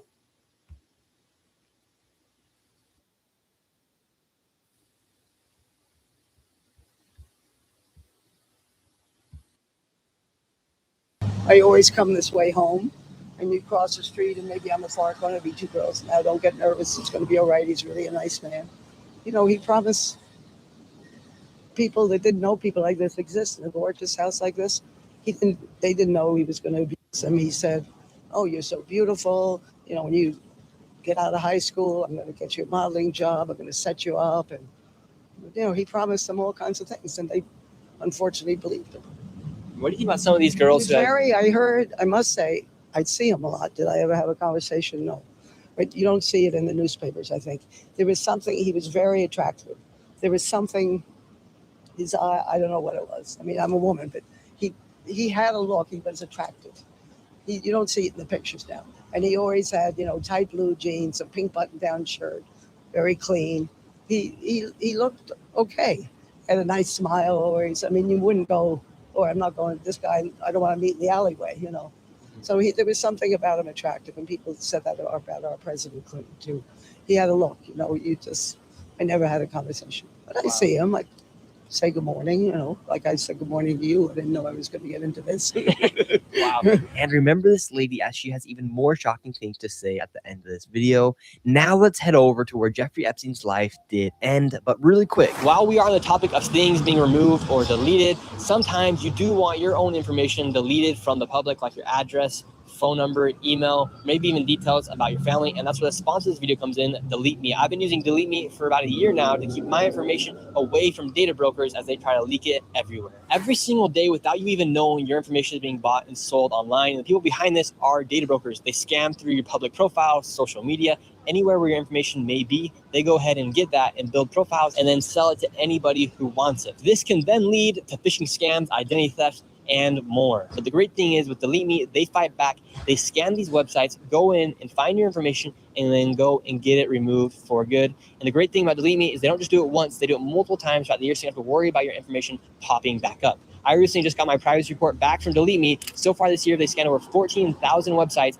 and they just scanned another 3,000 and got my information removed off of 4 sites. So if you guys want to take control of your privacy, go act now at joindeleteme.com/Shirley and use coupon code Shirley for 20% off. And now let's get back into the video. Jeffrey Epstein was then taken to the Metropolitan Correctional Center. This is where Jeffrey Epstein's life ended, whether it be through him taking his own life or somebody doing an inside hit. They say that Jeffrey Epstein did kill himself. However, a lot of people do believe that there was an order given to go and kill Jeffrey Epstein because of all the information he had and all the blackmail he had on people.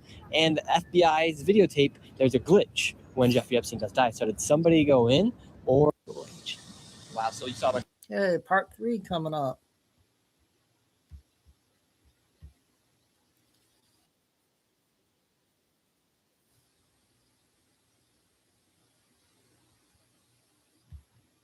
Is that okay, these 5 clips? Where he died here inside the correctional center. Who do you think killed Jeffrey Epstein? Do you think he did it, or do you think somebody else did it? Oh, someone else, 100%. So they released the video, but they edited out a full minute. Either release the full video or just don't. And why do you think right now we're not getting the Epstein files? They said they had the files, that they're going to release them on the desk, and now they're not. Now there's apparently no files. I think the powers that be don't want it released. And do you think if the Democrats, for instance, had this dirt on Trump before, do you think they would have released it already? Or do you think it's because there's too many people on both sides? Say that one more time. For instance, the Democrats did everything to try to get Trump not to be president for the second time, but they never pulled out that he was on the Epstein files. Right. So do you think if Trump was on the Epstein files, they would have already been released? Oh, yeah. They would have been beating the drums louder than the other side of the aisle for sure. And so now, do you think there actually are no Epstein files, or do you think that some really, really important people are on it? I think there's some really important people on that. And they're going to do whatever they can not to release that information. And did you vote for Trump? I did. And are you regretting the vote? Not completely, but this is one of the scars on the administration, in my opinion. This is where Jeffrey Epstein died. Who do you think took Jeffrey Epstein's life? Do you think he did it, or do you think somebody else did it? Probably somebody else. Would you say this is a government cover-up? They have all the information, right? So in between either the last administration and this one, there's a reason why that stuff's not coming out. And Trump's saying this is a hoax from the Democrats underneath Obama. And do you trust that? I think it's both parties have individuals that they just don't want that information getting out and having people that they're close to be connected to that situation. So I think it's both parties involved in. And I personally think that if the Democrats wanted to go after Trump with the Epstein case, they would have brought this up beforehand. Correct. And I mean, they did do a lot of other things. They went as far as creating the whole entire Russia hoax that's now been proven that it was created from Obama and the Democrats. Yep. So whether Trump be on this list or not, there's still a lot of fishy things as to what the truth is. Correct. Do you think Trump's on the list? In terms of being at Epstein's island and whatnot, no. Did Trump have association? I think there's visual evidence to confirm that. But again, I think there's people within both parties and connected to both parties where it's like, well, like if the Democrats were to release it, then like how much is Bill Clinton involved? And if the Republicans release it, then there's people within the Republican Party. I think it's easy to point to the president. I don't think he's in there though. I personally do not think that Trump did anything at the island. However, I do know that there's photos with him with Epstein. But when he figured out who Epstein kind of was, he banned him from Mar-a-Lago. Yep.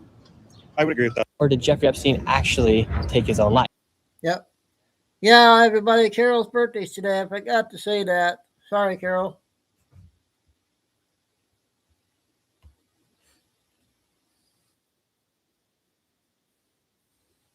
Part 4. So like Bill Gates, his name is one that's come up quite a bit. I mean, who is maybe paying people off to make sure that that stuff stays secret and whatnot? And I think with the way like the media works nowadays too, like let's say Pam Bondi released all those files, like Trump's name would be in there, and just the fact that like he was associated with Epstein but maybe wasn't at the island, people don't want to have the capacity nowadays to separate the two where it's just immediate guilt by association or whatnot. There could be a lot of innocent people that just thought Epstein was some billionaire. Right, and wanted to be friends and kind of use his money and whatnot. But then there's also proven that there's stuff that went down at that island. Correct. Yep. So it makes it a little hard. Right. The only reason I can potentially see why these files are not being released is because of how many people could be on the files that are innocent. And maybe this was part of Epstein's plan to fill a book or client list with as many people as possible to use as blackmail, and then only invite a select few to indulge in the massages that happen on the island. Essentially, this would get dirt on a few people, but then ruin the reputations and trust of anyone else in the files. For instance, Trump being friends with Epstein, but then banning him from Mar-a-Lago means that he knew or had speculations that he was a creep, and then banned him from ever getting close to him once again. Meanwhile, other people like Bill Clinton had accusers say Epstein said, referring to Bill, he liked them young. And Bill Gates' wife allegedly divorced him because of his ties to Epstein. And then there's Prince Andrew, who paid off a victim who then later committed suicide. That is just a theory I have. However, I think they should release the files no matter what. And what did these rich and powerful people indulge in on the island? This guy at the park has a theory. Why do you think that super powerful and rich have been tied up with the stuff that happened on the island? Why do you think they just don't get satisfied doing normal people things and they go to this island? Because there's things on the island that go on that normal people aren't into. You know? And when you mess with that adrenochrome, you know what adrenochrome is? Mm-hmm. Okay, so you surprised I even said that. I saw your face. Explain to the people what the adrenochrome is. Adrenochrome is like a drug. They take children and kill them, and they drink the blood some kind of way. I forget how they drink it or whatever. What they do to it, but yeah.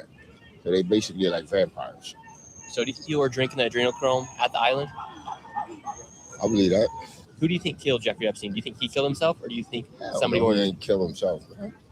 He got information on too many people. Who do you think ordered the? I don't know who ordered it. I can't make a accusation like that. No, but he was killed. Period. He ain't hang himself. No way. What do you think the truth is about the Epstein files? I think the Epstein files a lot more that the public hasn't been given the information. So I don't think Trump's in that list of. Okay, last part, you guys. Part 5.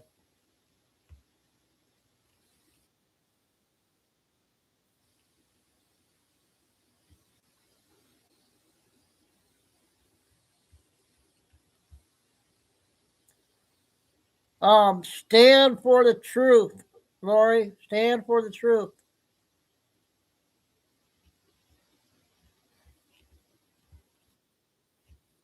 believe it was murdered because that spot, that prison, is corrupt. Okay, and if you got money, you can make moves. Epstein was in a crowd of powerful people. Trump, England, over there with royalty. You don't be around them kind of people and all of a sudden you kill yourself. Doesn't make sense. Powerful people going to feel some way. Can we trust this dude? Can he stand up and do the bid? Nah, he's going to tell. We got to get rid of him. That's my opinion. And who do you think ordered the death of Jeffrey Epstein? I wouldn't say one individual. I would say powerful people that was worried that he might reveal certain things. And before their name even come up, they made moves put in place. Listen, make sure this guy disappears. How, whatever. Now that people are upset, they have ordered the subpoena of people like Bill and Hillary Clinton to testify. That's a fact. What do you think they will say when their time They're going to comes? plead the fifth. They're going to say we have nothing to say. And then they're going to say it's no foul. So why would we testify? Y'all just create things. It's been dealt with. We investigated it. The investigation is closed. Leave it alone. But certain people are not going to leave it alone. They're going to ask questions, and you're going to see more and more contradicting theories. Listen, everybody got their opinion, but everybody got a different theory. But where's the truth? Truth has a certain sound to it and a ring to it.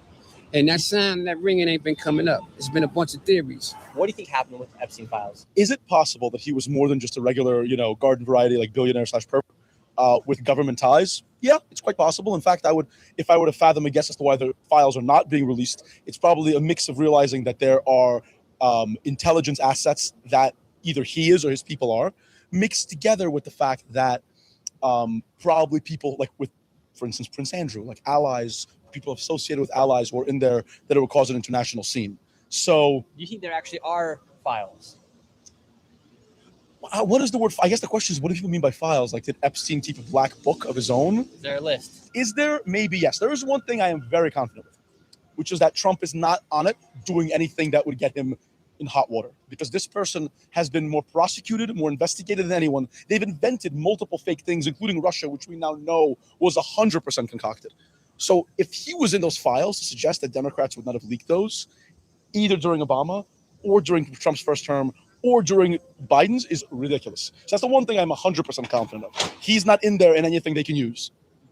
So why do you think they're not releasing them? If they said during the campaign that there were the files there, and Pam Bondi even said on Fox News that the files are sitting on my desk. The list is sitting on my desk. Right. Why haven't they released them? And now there is no files. I think that Pam Bondi probably went outside of what she was supposed to say, or what she knew, for that matter. I doubt Trump knew exactly what was in the files in the first place from the last time.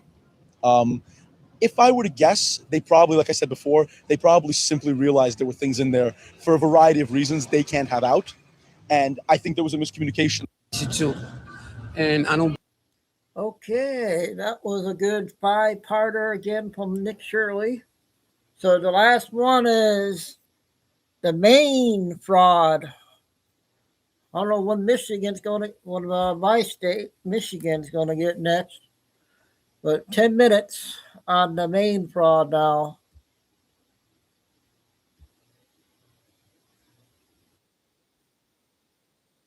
I'll be back at 6. $1 home healthcare agent. You can see it's located right next to 2 money wiring services. Dahab Shield. Dahab Shield is the official money wiring service of the Central Bank of Somalia. Well, it ticks me off if they're screwing the state of Maine, and because that's my tax money, you know. So I need you guys to imagine this for a second. You are a building owner in Portland, Maine. You rent office spaces to businesses. Normal stuff, right? Except one day you look around and realize that half of your building, like 10 to 13 businesses, are all home healthcare agencies. Then you start to notice. Hey, Clara, this is the last one, 10 minutes, and we had a lot of good stuff out today, and going on again tonight since the weather is so bad this weekend, but there's a lot of news out. So it's another busy, and a lot of stuff's coming out. Things. These companies aren't really there. The offices are empty, and then a state audit drops and says that your tenants overbilled Medicaid by $400,000. The owner just ghosts you. 6 months, no calls, texts, nothing, just vanishes. Then you're sitting there thinking, what the hell is going on in my building? What do you do? okay. Well, obviously, you go to a reporter and admit on camera that you highly question half of these businesses. You take down their signs. You're trying to run a legit operation, but you accidentally become the landlord for what might be a massive Medicaid fraud scheme. This is not hypothetical at all. This is real. This is going on in Portland, Maine, and there's a building that he owns. It has 22 different home and community-based healthcare companies registered to it. 22. Now we're here talking about Maine. We already talked about that Gateway Community Service situation in Maine that's pulling in about $30 million from Maine Care while allegedly billing for services that they never provided. Made a connection through from Gateway to the Minnesota people by, them telling me about their family they had in Minnesota. The executives of Gateway, the Somalian executives, had family that they used to visit in Minnesota. How long do you think this has been going on, this fraud? I was there from 2018 to recently 2025. I didn't see any of the staffs in person, none of that stuff. I just saw the massive amount of turnover, new people coming in, a lot of migrant community getting jobs, a lot of new migrant clients, stuff like that. And like a lot of the stuff I just couldn't verify. There was no way for me to verify that what I was billing out was real, was accurate at all. But this News Nation investigation shows way bigger than just Gateway. This is an entire ecosystem of fraud. So we're gonna watch this video and react to it. It's the same playbook we're seeing that's happening all over the damn country. And obviously it's happening in Maine. Let's get into it. We're here in Portland, Maine. We found of the businesses that are registered in here, of the 20-something businesses, 10 of them are home healthcare businesses. As you can see, Prestige Home Care, Bright Star Home Care, Atlantic Community Support, 5 Stars Home Healthcare, Prime Home Care, LLC. So many home healthcare in this area. The home healthcare industry is locked up in this one building. The trend we saw in Minnesota, one that the Minnesota House Oversight Committee on Fraud tells News Nation is a giant red flag. Large clusters of healthcare providers in one location. This building right behind me has 22 different home and community-based healthcare companies registered in the building. Inside this Portland office building, owner Ron Nevins agreed to speak with us. I think I got 10 healthcare companies, which is probably about half, maybe a little less than half of this building. Healthcare, home healthcare. I didn't even know what home healthcare was. Do you think these businesses are actually legit businesses? Some, yes, but some I highly question. Nobody's ever here, and if it was 1 or 2 or 3 or 4, but when there's 10, I've had as many as 12 or 13. So let's slow down to understand this correctly. The building owner by the name of Ron Nevins just admitted on camera that he has 10 healthcare companies in his building, maybe 12 or 13 at one point. He straight up just said, some I highly question. Now, this man is a landlord. Props to even talking about this publicly. He's collecting rent from these companies, and even he thinks something is fishy is going on. That tells you everything you need to know. This is a problem. This is not a normal business. That's a red flag the size of a billboard. We saw this in Minnesota. Home care businesses packed with daycare centers and autism therapy providers, all billing Medicaid, all in the same building. And now we're seeing it in Maine with the home health care agencies. 5 Star, I took the sign out the door because I'm trying to run the office. A state audit found that 5 Star Home Healthcare overbilled Maine's Medicaid by nearly $400,000, according to documents obtained by the Maine Wire. They failed to provide documentation to substantiate hundreds of thousands of dollars in Medicaid benefits paid out for home-based health care, and then the owner just abandoned the office. I can't even reach him. 6 months. No return calls, no return texts, nothing. Because he's committing fraud. The 5 Star Home Health Care. What is that? I don't even know. A state audit found that 5 Star overbilled Maine's Medicaid by nearly $400,000. They failed to provide any documentation to substantiate hundreds of thousands of dollars in benefits, and the owner just vanished. 6 months of no calls, no texts, nothing. That man is gone. We all know where he probably flew to, but it's crazy. This is just outrageous. What the hell is going on? The fraud is so obvious now. It seems like these people don't have any shame. They do whatever it takes to make some money. And what's happening here? Consequences, no investigation, no resolution to what happened with 5 Stars Home Health Care.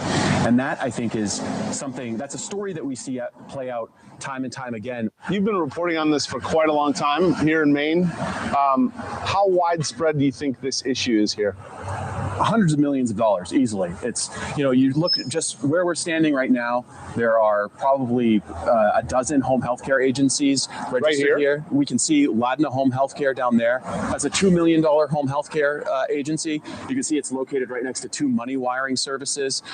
Right next to it, you have Dahab Shield. The Dahab Shield is the official money wiring service of the Central Bank of Somalia. You don't know what's going on behind the scenes, you know. Does it Hold on.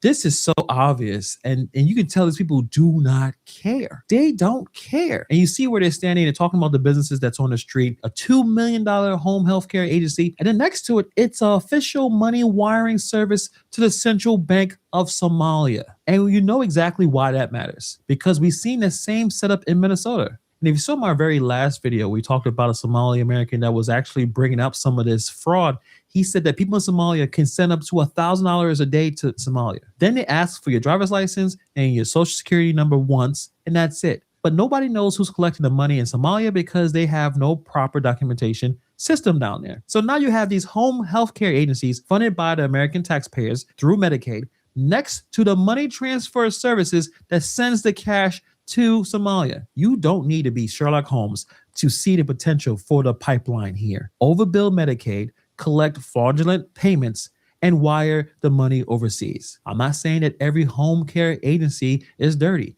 even though I don't know what home health care agencies do.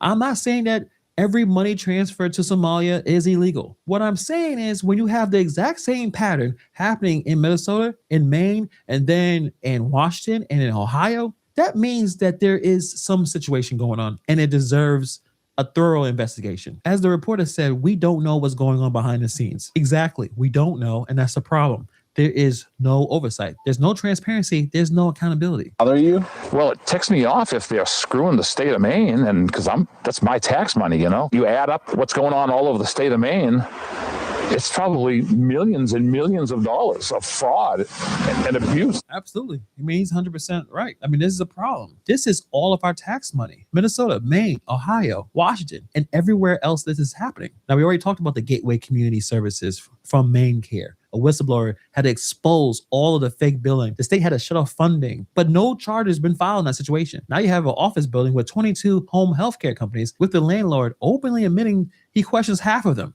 The reporter from the Maine Wire estimates there's hundreds of millions of dollars in fraud across Maine. This is crazy. They need to do more to fix the situation. So on this channel, we've been covering fraud across multiple states over the last couple of weeks, but this Maine situation is up there with Minnesota with the clearest examples of systematic failure. The fraud is happening, but everyone knows it's happening and no one is actually doing anything about it. The building owner knows, the reporters know, the state auditors know.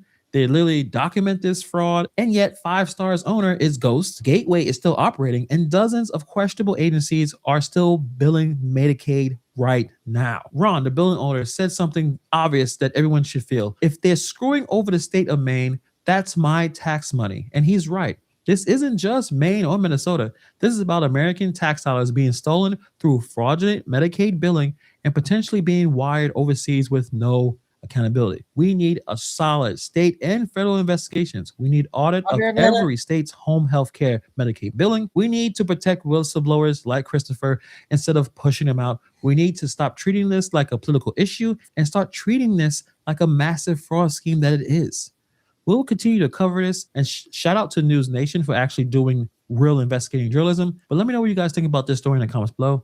Thank you for taking time to watch this video. Okay, that guy's a new one I haven't seen before. That was good. Okay, what a good show we had, huh? Got a lot of good stuff out for the first show. Let's see what happens tonight. A lot more stuff tonight. So, thanks all, mods. Carol, happy birthday. I hope you have a good day. And then you got Kay, Tim, Lucy. Ann must have been busy today. Paul, you lurking, Paul? I'll be on again tonight. We'll see you guys back in a few hours. Less than a few hours. So, God bless. Remember, please hit the like. And guys, you got to please make sure to sub. Oh, Larry, okay. Go to the description box and sub to the backup channels because I don't think no one's signing up over there. Got to get people to sign up on the backup channel. So, till 6 o'clock, they say, keep the faith and never give up. Signing off for now, for a little bit. Chico Dude.